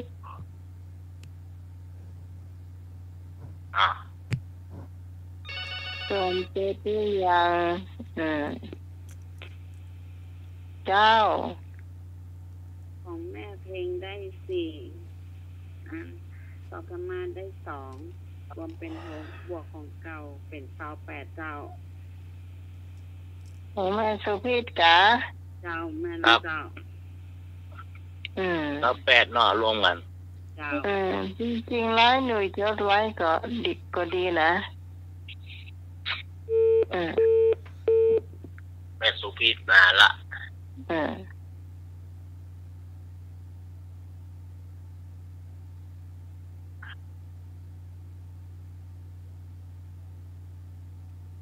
เดี๋ยวก่อนมีใครเห็นมีพี่สาวรียังไม่ได้มาเตื้อ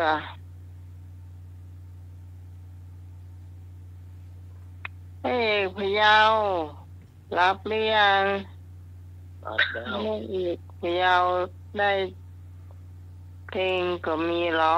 จะหลายแล้วมีจ้ะเพลงพวกก็มี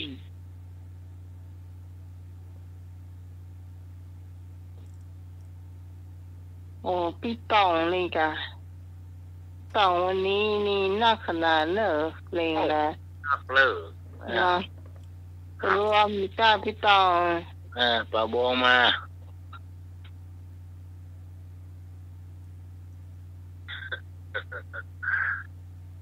บง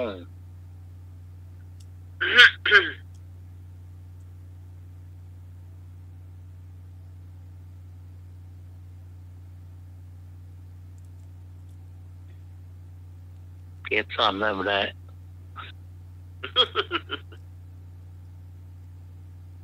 พี่สาวรีพี่ตองนะเจ้าเอกพยาว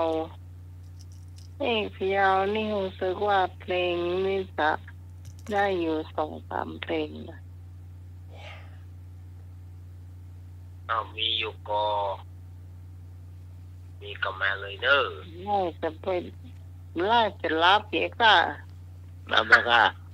งานนักหรอกงานนัก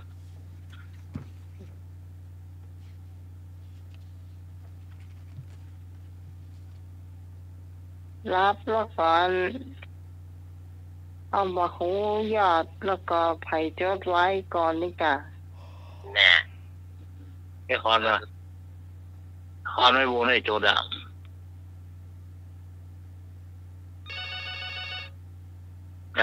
คอยมารับเสื้อแมนเนอร์ ยาว น้องหมายพี่พรเพลงได้6แล้วก็ธรรมะได้9เป็น15รวมตะวันบา47เป็น62 บาท62เจ้าแล้วก็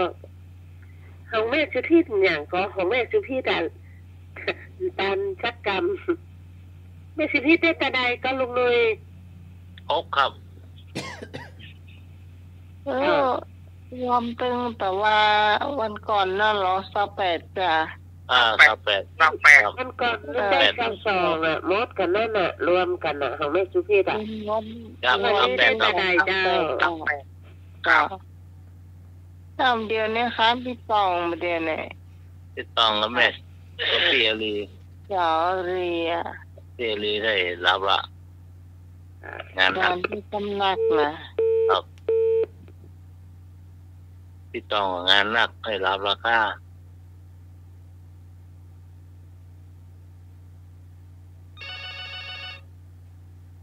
มาอยู่เจ้าที่เปิดจะรวมอยู่เนาะเจ้าพี่ส่องเจ้าพี่ส่องทายปัญหาเพลงพี่ส่องได้28คะแนน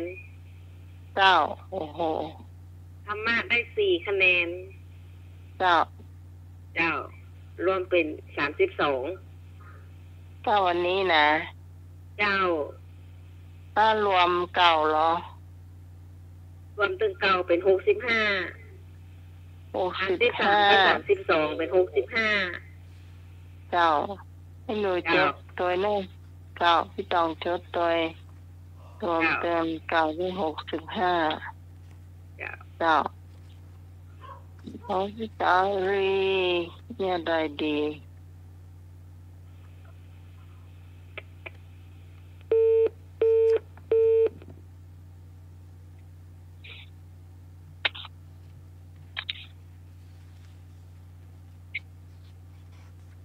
แล้วหน้ารวมเลยเหรอเอาไปยศที่ของรีไว้พ่องเจ้าว่าตะวันนี่ของเปิ้นมันดูเหมือนจะ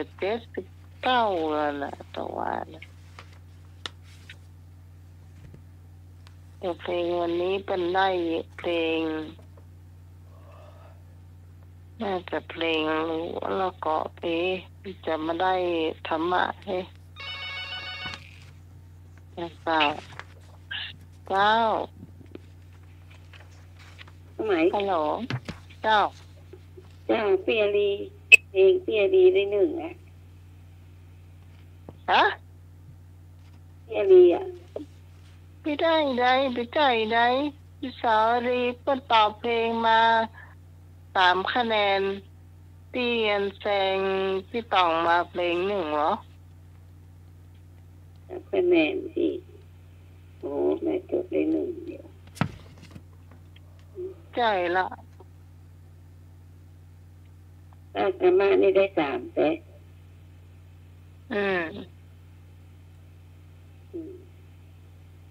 แต่มัวเพลงนี่แม่จด1เจ้าไม่พอนั่นหลับไปละกะโทรไปตัวห้องบอก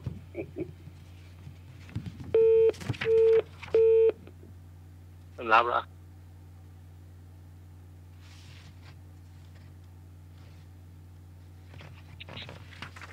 สาวรีจำได้อยู่ว่าเพิ่นแซงพี่ตองมาเกือ1คงได้แต่เดียวเอกก็รู้สึกว่าแซงมา2เกือเอกนะเอกพยาวมารอบของอย่างน่ะแต่ชนะบุญโชคเพลงนี่ได้เพลงหมดเอกได้เพลง2เพลงแล้วก็ได้คะแนนแถมเพลงคะแนนที่3มา1น่าจะเป็น 6-7คะแนนเนี่ยเอกนะแต่ของพี่สารีนี่จำได้อยู่ว่าเพลงเนี่ยจะได้3มีขั้นที่รอบเดียวนอกนั้นจะมาเป็นธรรมะถ้าไผ่จอดว่าอ่านก่อนครับอ่านก่อนเวลาไล่มาละ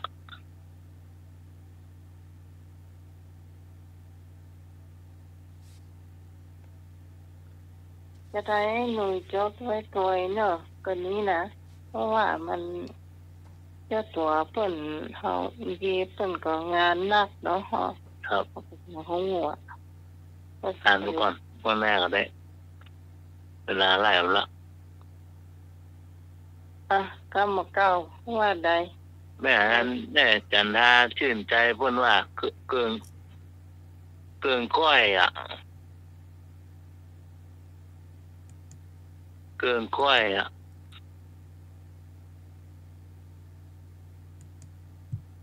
ก่อนเคยได้ยินนะเกินก้อยนะ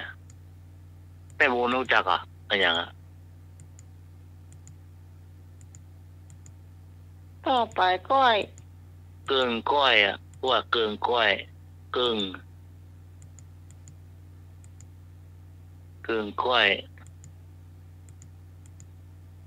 ว่าเนนต่อไปก้อยก็เนนเนนรู้กะว่าได้เรื่องก้อยมีป่ะครับเรื่องก้อยอีกเกินก้อยอ่ะแม่บุญเคยได้ยินเรื่องก้อยมันเป็นยังไงเกินนะมันจะเกินนะเกินก้อยอ่ะเกินก้อยน้อยเดียวกะเกินก้อยมันมาถึงมาเต้านี้นี่น้อยเดียวเนาะอันนี้มันเกินนิ้วก้อยมันน้อยเดียวกะถ้าอู้ถึงว่าเกินก้อยมันก็จะได้ก็คือเกินของนิ้วก้อยเขานะจ๊ะเป็นภาษาแม่ก็ว่าเข้าใจไว้อันนั้นนะมันก็น่าจะเป็นอันนะได้เกินก้อยก็คือว่านี่น้อยเดียวเนาะมันนักเนาะเดียวมันนะถ้าอู้ถึงมันเป็นถ้าอู้ถึงเบาฮักเบาฮักเตะเต้านิ้วก้อยเข้าใจเกินนิ้วก้อยเนาะเกินก้อยเนาะน่าจะเป็นอย่างครับไม่จันทาเพิ่นปะแล้วเพิ่นเอาไปเฉลยเมื่อไอ้หนุ่ยจ้ะเพิ่นถามเพิ่นบอกไว้อ่ะเกินก้อยเนี่ยอาจารย์ว่าแล้วฮักแท้กับบ่แท้มอกเกินก้อยเนาะอย่างเงี้ยมันน่าจะเป็นอย่างเงี้ยเนาะมันน่าจะมาอย่างเงี้ยนี่มันน่ามอกเกินก้อยแล้วเนาะเอามานักเกินก้อยเนี่ยโอ้ได้มาเวลาเนาะเอาไปบุญเนาะแต่จะเนาะมันก็มีอันนั้นไอ้อย่างก็ที่เพลงของน้อยใจยาท่อนสุดท้ายมันก็มีหรอกก็ขอฮักไผสักเต้าเกินก้อยจะขอฮักปีน้อยใจยานี่ก็คนเดียวอ่ะให้มาละให้แม่ละคนเย็นแท้ตึงบ่แลบ่เลี้ยวจะขอฮักเดียวใจเดียวก็เต้าอีอ่ะแม่ละได้แม่ละมันยังมีท่อนที่นางเว้นเกี้ยวอ่ะครับมันน่าจะมาอย่างอี้นะครับแล้วก็ฝากมาด้วยว่าเพื่อนเขาจะค่อยได้คลิปเสียงของอาจารย์ที่วัดเตกฐินนะงานกฐินนะโอ้อาจารย์ว่าครูสมุวิศวะละเพื่อนฟังเพื่อนว่าเพื่อนเตะม่วนแล้วค่อยมาฟังความเลยพี่เนอร์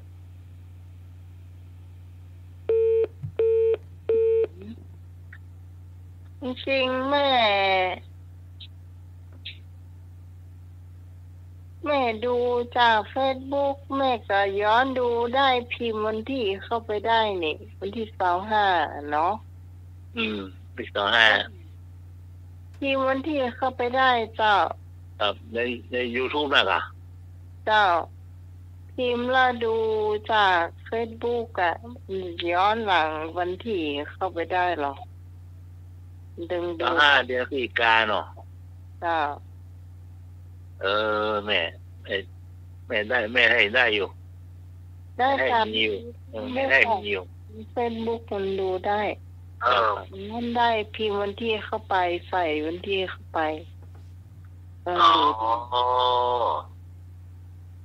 เห็นเนาะแต่ว่าเรื่องของที่จ่ายครับที่มีนะครับแต่สอนไปเนี้ยนะ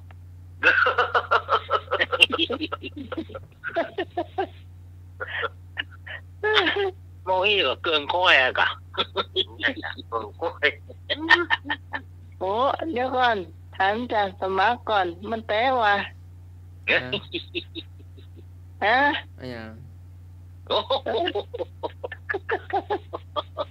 ตะกี้งีบหลับไปอย่างว่าได้รับมาเกินก้อยเลยหรอได้ยินว่าก้อยสอนนั้นแม่จันทาดูตาม Facebook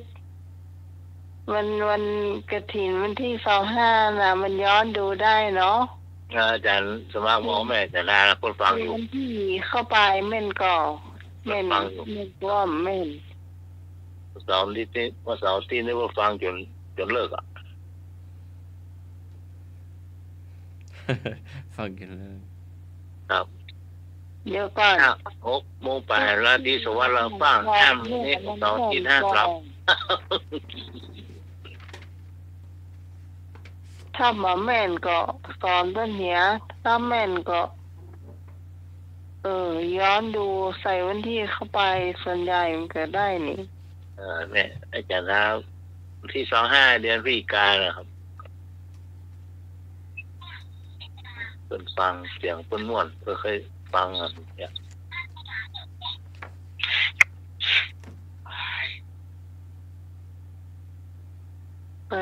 ก็อย่างวันนั้นที่พี่ไลมาชมน่ะ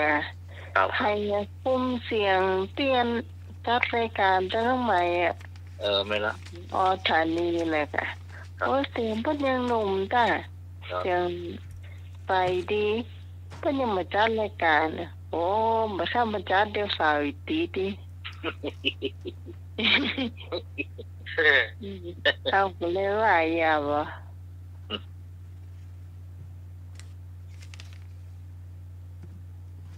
เสียงม่วนๆเรียนจันทาว่าไปจ้ะเสียงไฟจานเสียงไฟ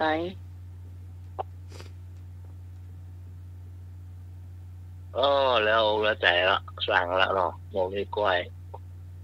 ก็เกินกล้วยนี่กำมาเก่าแท้นะอาจารย์เนาะกำมาเก่าแท้ละเรื่องใหญ่จะสมัครว่าแยกกลุ่มว่ากินวอมผอมเจ้าข้อ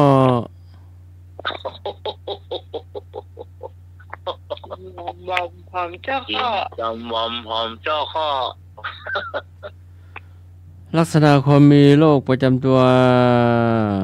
บางอย่างกินเท่าไหร่ไม่รู้จักอ้วนท้วนแข็งแรงอาจารย์เล่าว่าเกี่ยวกับโรคหางโรคตางโรคต่างขโมยพุงโลคนกอดพยาธิบ้าอันนี้เป็นพยาธิบ้าตัวฮ้อนคนกินกินหมอพร้อมเจ้าข้อมันเป็นต่างขโมยอันก็แก่ตาลูกพุงโลคนปอดนะเพื่อนเนี่ยก่อนไม่หรอมันมีหรอต่างขโมยเพราะไปคางไปสร้างน่ะได้ละร้อนตื้อมาตุ้ยร้อนขี้เปียร้อนนั่นน่ะกินข้าวลำเนาะมันตื้อมาตุ้ยครับกินติ๊กๆอ่ะแต่มันมาตุ้ยไปห้าปีพรมาไปมาเดียวคนละก้อนมันจะลงเสื้อนะจ๊ะเนาะ ด่ามาดู เล่าเที่ยอย่างได้อยู่หรอกเนี่ย มายอมหอมเจ้าข้อ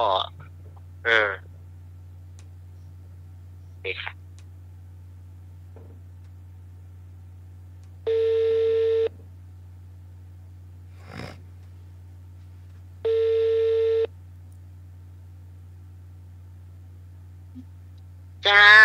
กาแฟจ่าเจ้าน้ำด่างอันไหนกันเพื่อนได้ถ่ายต้องมันนะ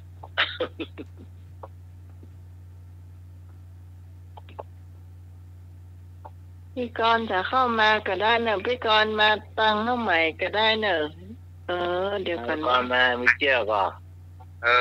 มากันหลายๆเนาะเดี๋ยวอันฮอนมาฮอนรับแล้วก็พี่กรณ์มาตั้ง062-279-395ไม่บุญนะนี่เหรอไม่บุญไม่นี่เหรอฮะไม่บุญนะ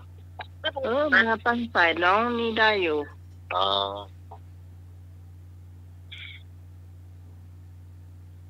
มาทำให้น้องเชื่อมได้ครับ062-279-3956ได้อยู่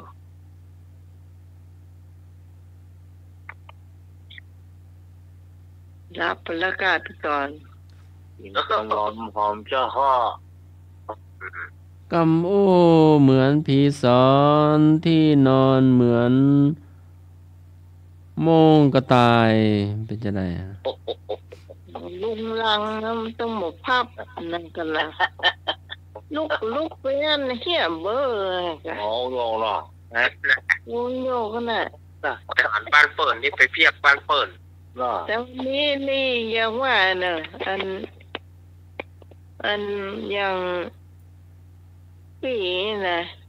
ภาพไว้จัดดีหนาวจักว่าห่มเห็มอีกการแมลงก็ภาพไว้เห็มอาบน้ำแล้วหนาวจักว่าห่มเห็มหมดอย่าโอ้ข้าวันนี้สาบเพื่อมันภาพประจบละห้องไม่เกินห้องมันเหลือไม่อุ้ยนะเดี๋ยวไม่อุ้ยเพื่อยามากิน5 วันได้เกินวันแท้หมดเลยก่อนนอน2 เม็ดนอน2 เม็ดโอ้เพื่อยามากิน5 วันอย่างวันเดียวหมดเลยเขามาดีลูกก่อนนอนไปเหี่ยวมาก่อนจะเข้านอนแล้วกินยาแทนลูกไปเหี่ยวมาก่อนจะเข้านอนกินยาแถมมันก็ไปมีปวดลึกเนาะ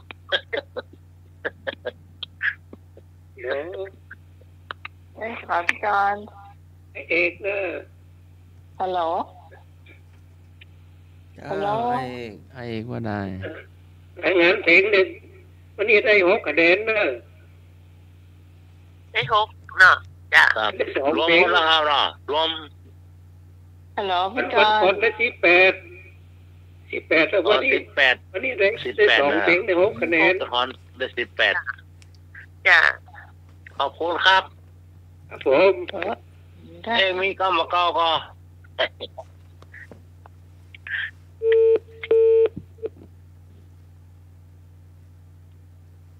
เครื่องสีฟ้าในชุมชนไม่ได้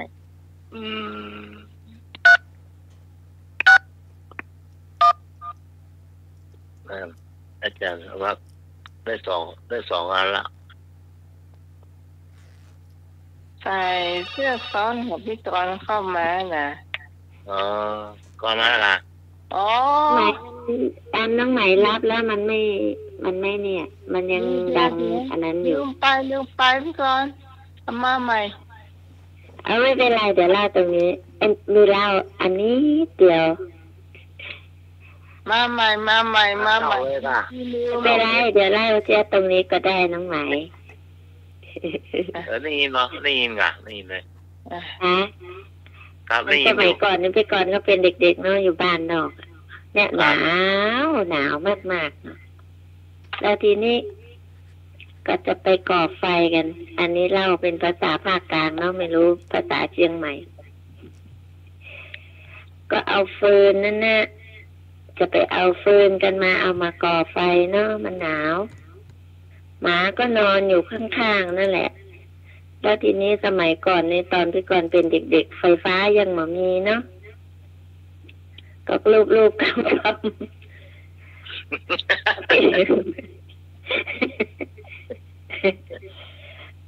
จะไปดึงรุ่นฟืนมาใส่ไฟนั่นน่ะเนาะไปดึงขามมา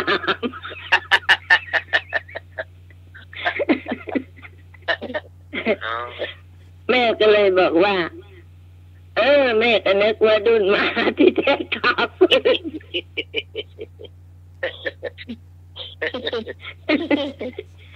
หมามันตกใจนะแม่ก็ตกใจเป็นขามาไม่มาอ่ะดึงขามาหาใจเนาะมันแย่เข้าไปเนาะพี่กรดุนมาดุนขาฟืนแม่บอกพี่กรน้องห้าพีบตะเกียตะโกนเล่งหนึ่งว่ะโกนเล่งหนึ่งมันพีดลูตะเกียพี่จะว่าน้องใหม่ฮัลโหลของพี่มันก็ยังไม่ตัดฮัลโหลสักทีนั่นแหละก็ได้ยินสายเรียกซ้อนอยู่เอ้าเขาเป็นนี่ไหวเนาะไม่เป็นไรนี่นะว่าจะบอกอันเนี้ยตอนเด็กๆอ่ะแล้วพี่ก็เคยว่าตลกแม่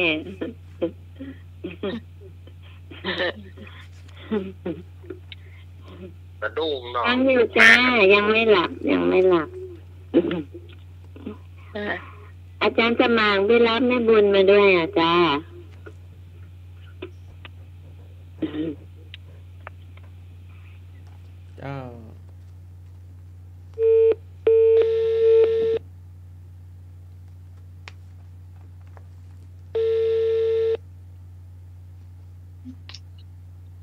เจ้าเจ้าแม่บุญสวัสดีเจ้าสวัสดีน้องพรจ้าวันนี้เดี๋ยววันสิ้นปีนี่วัดไหนที่มีหนังขังแปลงท่องยกมือขึ้นมีในเมืองนี่มันมีเดี๋ยวนี่บ่มีละมีละเนาะหนังขังแปลงวัดนี่วัดหนองลมเจ้ามีกิจกรรมสวดมนต์ข้ามปีมีข้าวหลามเผาก่อนจะสวดมนต์นะมีเผาแล้วนี่ไปเต้นกันมีหมวกแจกที่หมวกแจกแล้วก็มาซ้ำๆกันเนาะกินข้าวจีข้าวหลามอย่างแล้วก็ก่อนที่จะนี่จะมีหนังกางแปลงชายให้ดูอย่าลืมพลาดอย่าละโอกาสอันดีงามแล้วเนาะจะพากปีกมาพากแล้วเนาะเก่าอะไรอย่าลืมอย่าพลาดอย่าละโอกาสอันดีงามคนเดียวอ่ะแปลงเสียงได้3-4 เสียงหรอกคนก่อนละนางเอกก็มันนะพระเอกก็มันนะด่าหลายเสียงกับบุรีอ่ะแต่สมัครเล่าเจ้าก่อนเจ้าหลับไป2-3 ตื่นเจ้าก็ไปเรื่องมานะหลับไปเลยรับตอนไหนก็ตอนนี้ตอนที่เน้นเล่านิทานเลยอ่ะเนี่ยตอนก่อนหน้าเนี่ย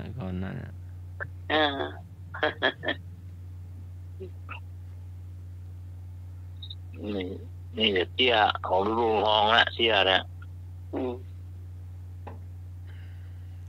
ใจดังไฟนึ่งเข้าอย่าไปกัด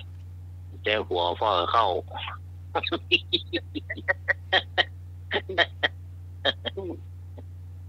ดังไฟ เดือดเหมือนโจมเนาะหนังเปล่าเข้าห้าน้ำขึ้นแต่วันขึ้นมาก นี่มันไม่ได้ไฟก็ว่าอะไรทั้งทิศ ไปติด แล้วไม่จะไปซุกได้เลย เปียหลัวมันว่าหลัวเปียแข่งมาใช่มาแข่งใช่เข้าไม่เสมอ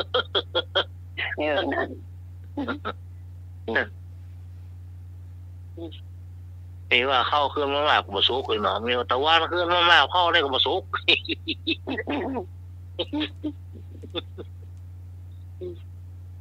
ไฟมันลูกหรอก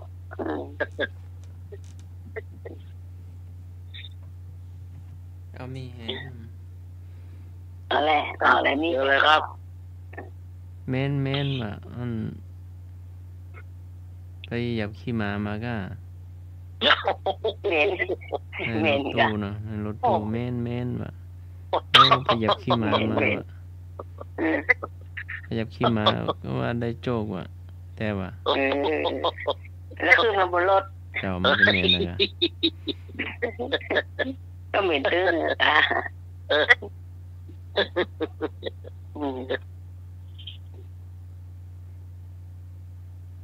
ก็ล้างอันเนาะเดี๋ยว เวนลื่นไม่โลดหรอ เดี๋ยวกระดกกระโดด รถตู้จะหายเนาะตู้รถเก่ง ที่เสือโอ่งเกลือกัน เนาะเก่งเกือบจะมา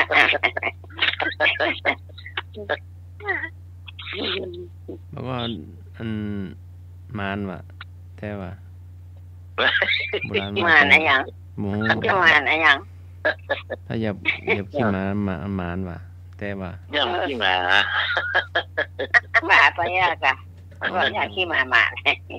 คนเท่ามือรอโคตรมันเกลียดมีโคตรนะนี่อายเปิดไม่อายเปิดนะกะ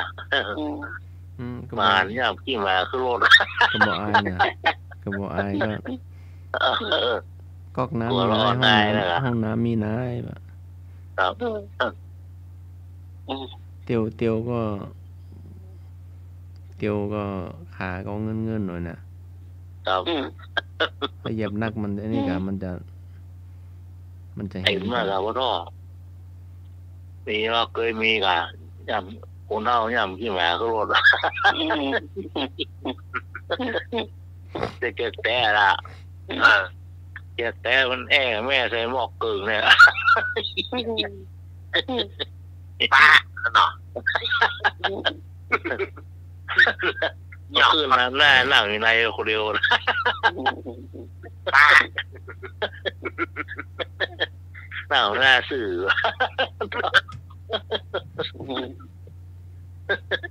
ทำไมมาทราบเลยอ่ะน้ำรถสีล้อมาเข้าไปไก่อะเหม็นในยังไงหรอก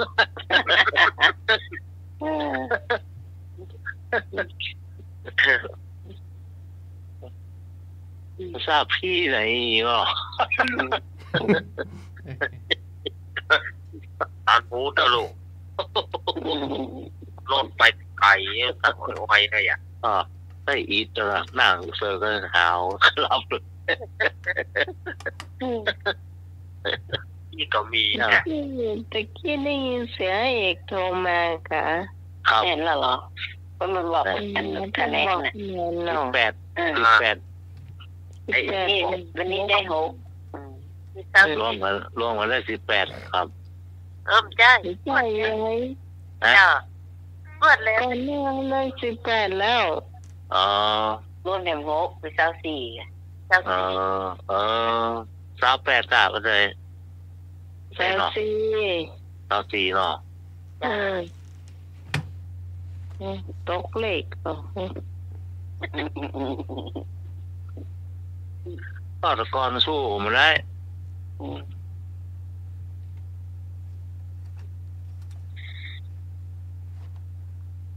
นับเลขบ่อยหรอ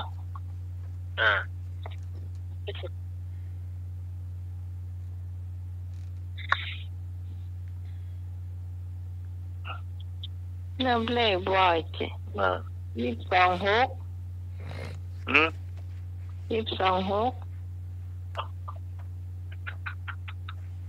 226เป็นเท่าไหร่12 6 24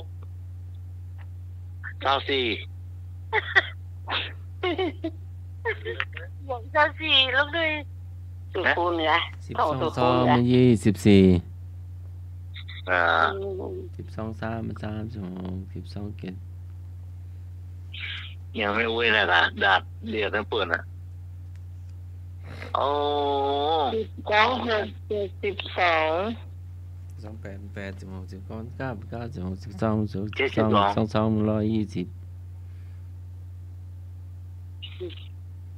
ก่อนแม่สกุลนี่วันศุกร์วันเสาร์ในท้อง1วันน่ะละก่อนพี่วันน่ะพี่ก่อนพี่บ้านท้องถึงวันน่ะเรียมดิ120ได้ไงอ่ะจังสมัครกระตกเลขมันหลายปีมันก็ลืมห้องมา26เบียน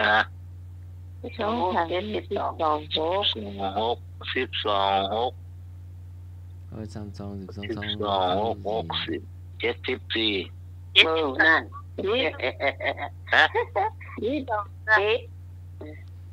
มาใช่เกินไปเกิน2 1 2 4 2 3 6 2 4 8โอ้ยมันเนี่ย12 เอาแม่2 ท้อ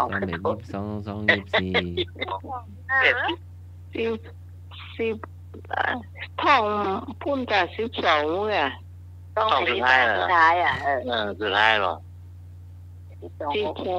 60หรอ12 6 72ไอ้หนุ่ยนับสตังค์เกินเหรอคะ12 6 ก็ 72การดีแต่แล้วมาบวกก็เอาคะแนนเขาจะได้เอามาเพิ่มกันได้จ้ะเขาก็เดียวหมดไปดีเลยอาจารย์ก็มาก็ต้องถูกๆในสุกุลมันเหลือทำไม่ได้มันกี่นาทีแล้วนี่เดี๋ยวแล้วน้องไม้ไม่เป็นไรจ้ะตั้ง5 นาที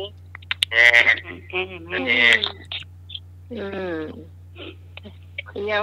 ได้สักคำมันนี่อะไรได้ก็ได้12 24 12 3 3 6 12 4 12 5 12 เป็น7 12 เก็บเป็น8 14 12 8 เป็น8 9 16 12 9 เป็น108 12 10 เป็น10 12 เป็น10 122 120 12 2 เป็น132 12 2 12 เป็น144 12 คนที่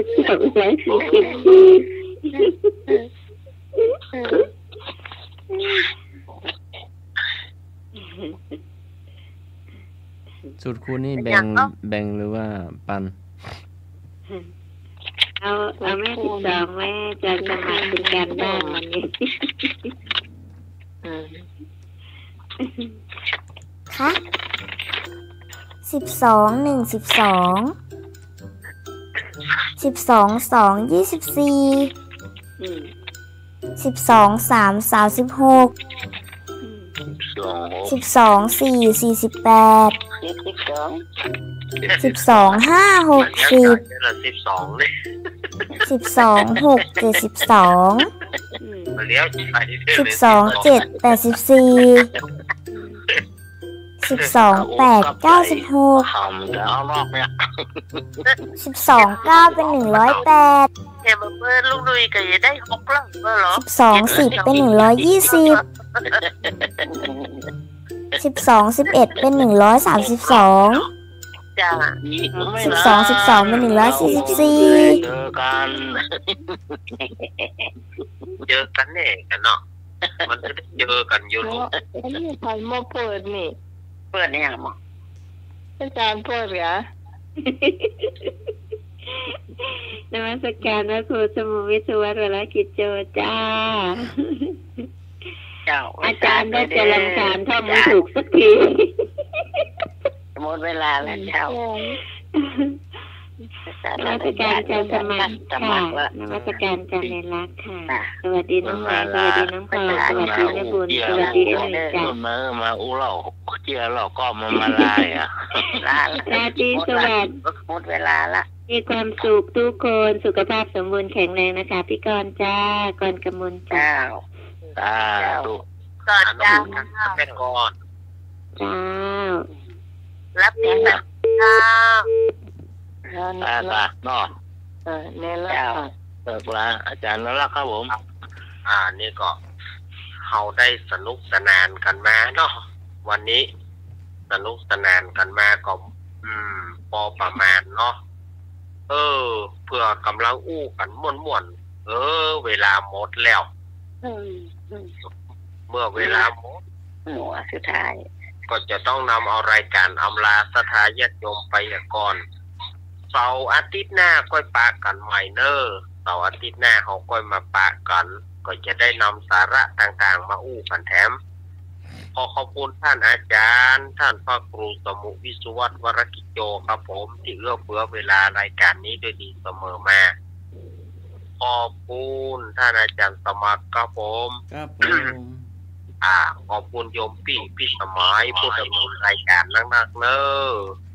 เจ้าขอบคุณเจ้าขอบคุณลุงนุยครับคุณครับอาจารย์ครับขอบคุณแม่บุญแม่พรเจ้าพรขอบคุณนักๆเนอะแล้วก็อนุโมทนากับศรัทธาญาติโยม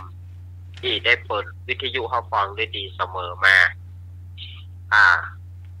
พอรับดีฝันดีเนอะคืนนี้อาตมาได้อยู่เต็มคาบหน่อยก็เลยอวยพรเรื่องศรัทธาญาติโยมรับดีฝันดีมีโจกมีใจเหมือนกันทุกผู้ทุกคนเนอะอายุวันโนสุขังพาลังขอเจริญทุกเจ้าเจ้าอาจารย์เป็นคนเปิดกะอาจารย์เป็นคนเปิดกะท่องละอ่อนนะฮะไปท่องไม่ได้ไม่ถูกอ่อนท่องเปิดฟังอาจารย์สมัครท่องมาถูกนี่แม่นึ่งนี่มาได้ละก่อนระดับเจ้าสำหรับคำคืนนี้ขอบคุณพระอาจารย์และเจ้าพอธานีพระครูสมุวิสุวัฒน์วรกิจโจผู้อำนวยการสถานีผู้ควบคุมเสียงและเพลงเพื่อคนผู้ฟังได้ฟังตัวสำหรับข้าเจ้าพิสมัยสุริโยดรเจ้าจากบ้านดอนปานตำบลเหมืองแก้วอำเภอแม่ริมจังหวัดเชียงใหม่มีคนเดียวเตี้ยเหรอดอนปานนี่ละอ่อนดอนปานมันโลหูหรือเพื่อนลวกทุกคนเนาะตึ้มไปลวกเต่าเนาะเลี่ยมกะไอ้รวยของน้องไอ้แล้วไอ้ก่อนไอ้มุ่งการใหม่อู้ก็บ่ประจ่ายอย่างนี้หรอ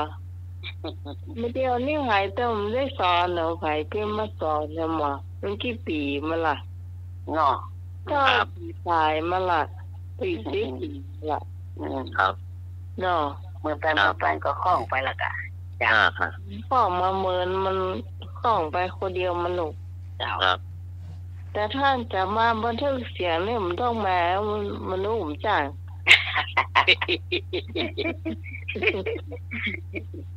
โด่งลงพี่กับอะไรบ้างมันเจ้าวันนี้เจ้าน้องไหมวันนี้หนูเนอจ้าวันนี้เจ้ามากแม่เจ้าวันนี้เจ้ากันจะมาป้ากันใหม่เสาร์อาทิตย์หน้าสำหรับวันนี้ขอบคุณจากสมัครตัวไอติมมานั่งครับโทรศัพท์นั่งรับไปตัวสวัสดีเจ้าสีลังยาวัสลาสาธุศีลยังประโยชน์ให้สำเร็จตาเผ่าสลาขอกราบนมัสการและขอเจริญพร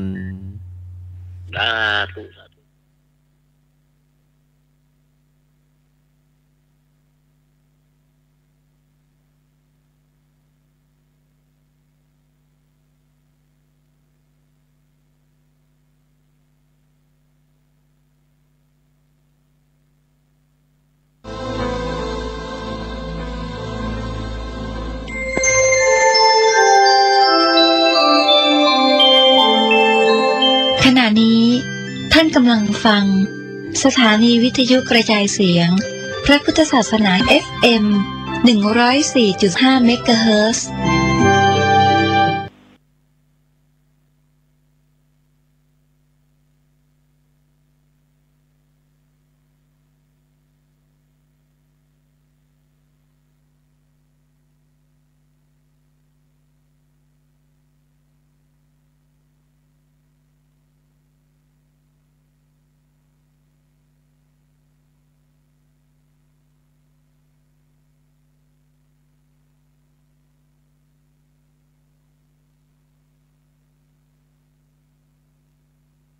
นะคะก็ยังเกาพี่ละออก็ไม่ได้ไปขายของ3 วันแล้วเนี่ยเพราะว่าถ้าไปมันก็จะดูไม่ดีเพราะว่ามันคันนะมันจะไปยืนเกาซ้ายเกาขวาลูกค้าก็จะมองว่าคุณเป็นอะไรนะก็เลยรอว่าให้อาการมันเบาขึ้นเพราะว่ายังกระลิงอะยังกระลิงเลยคันวันนี้ที่ธรรมสถานนะคะก็มีการประชุมกันนะคะประชุมเกี่ยวกับวันที่28 ธันวาซึ่งปกติทุกปีเนี่ยตั้งแต่สมัยพระอาจารย์ภัสกรมีชีวิตอยู่ก็คือเป็นวันเกิดของท่านก็จะมาทำบุญกันวันที่28 ธันวานะคะก็จะได้มุทิตาท่านแล้วก็นู่นนี่นั่นเสร็จแล้วพอท่านไม่อยู่เนี่ยเราก็ยังดำเนินกิจการเนี่ยคือตอนนี้เราก็จะทำบุญให้กับท่านแต่ครั้งเนี้ยปีนี้วันที่28เนี่ยทุกคนก็บางคนนะจะบอกว่าบางคนไม่ว่างนะก็เลยเลื่อนมาวันที่29 ธันวาคมนะคะก็จะพิธีก็จะเริ่มประมาณ9 โมงแหละ9 โมงก็มาได้นะคะถ้าใครจะมาแล้วก็พิธีสวดก็คือจะ9 โมงกว่าเกือบ10 โมงแล้วแหละนะครับก็เดี๋ยวเขาจะพิมพ์ลงมาใน Facebook อีกทีนึงนะคะวันนี้ประชุมกันก็จะมีนิมนต์พระทั้งหมด7 รูปนะคะแล้วก็จะมาทำพิธีแล้วก็สวดถวายเพลกับพระสงฆ์นะคะแล้วก็จะเป็นพิธีที่กับอุทิศส่วนกุศลให้กับพระอาจารย์ภัสกรโดยตรงนะคะซึ่งเป็นวันเกิดของท่านซึ่งทุกปีเนี่ยท่านมีชีวิตอยู่เราก็จะมุทิตาท่านนะคะแต่ปีนี้ก็ทำไม่ตรงกันนะคะจะเลื่อนมา1 วันนะคะถ้าใครว่างก็เรียนเชิญได้หรือใครที่มาไม่ได้นะคะก็โอนปัจจัยมาร่วมทำบุญได้นะคะโอนปัจจัยมาร่วมทำบุญได้พี่เราหาไม่เจอนะคะหมายเลขบัญชีเดี๋ยวพี่ละออพูดตั้งแต่เมื่อวานแล้วพอจัดรายการเสร็จก็คือง่วงแล้วก็หลับเลยนะก็เลยหมายเลขบัญชีพี่ละออเตรียมไว้อยู่ไหนก็ไม่รู้นะเพราะถ้าเกิดแต่คนไหนแฟนรายการเนี่ยที่เขาเคยโอนก็โอนในช่องทางนั้นได้นะคะแล้วก็บอกว่าร่วมบุญกับงานพระราชการภัสกรนะคะเพราะว่าพี่ละออหาไม่เจอจริงๆนะคะก็วันที่29ปีนี้เป็นวันที่29วันนี้เราก็ประชุมกันนะคะก็หลายๆเรื่องนะคะเกี่ยวกับธรรมสถานแล้วก็ใครที่จะมาร่วมงานให้มา9 โมงนะคะประมาณนี้แล้วก็ถ้าใครอยากจะมาร่วมบุญหรือเอากับข้าวมาก็ได้นะคะก็คือมาถวายเพลพระอาจารย์นั่นแหละแล้วก็มีพระสงฆ์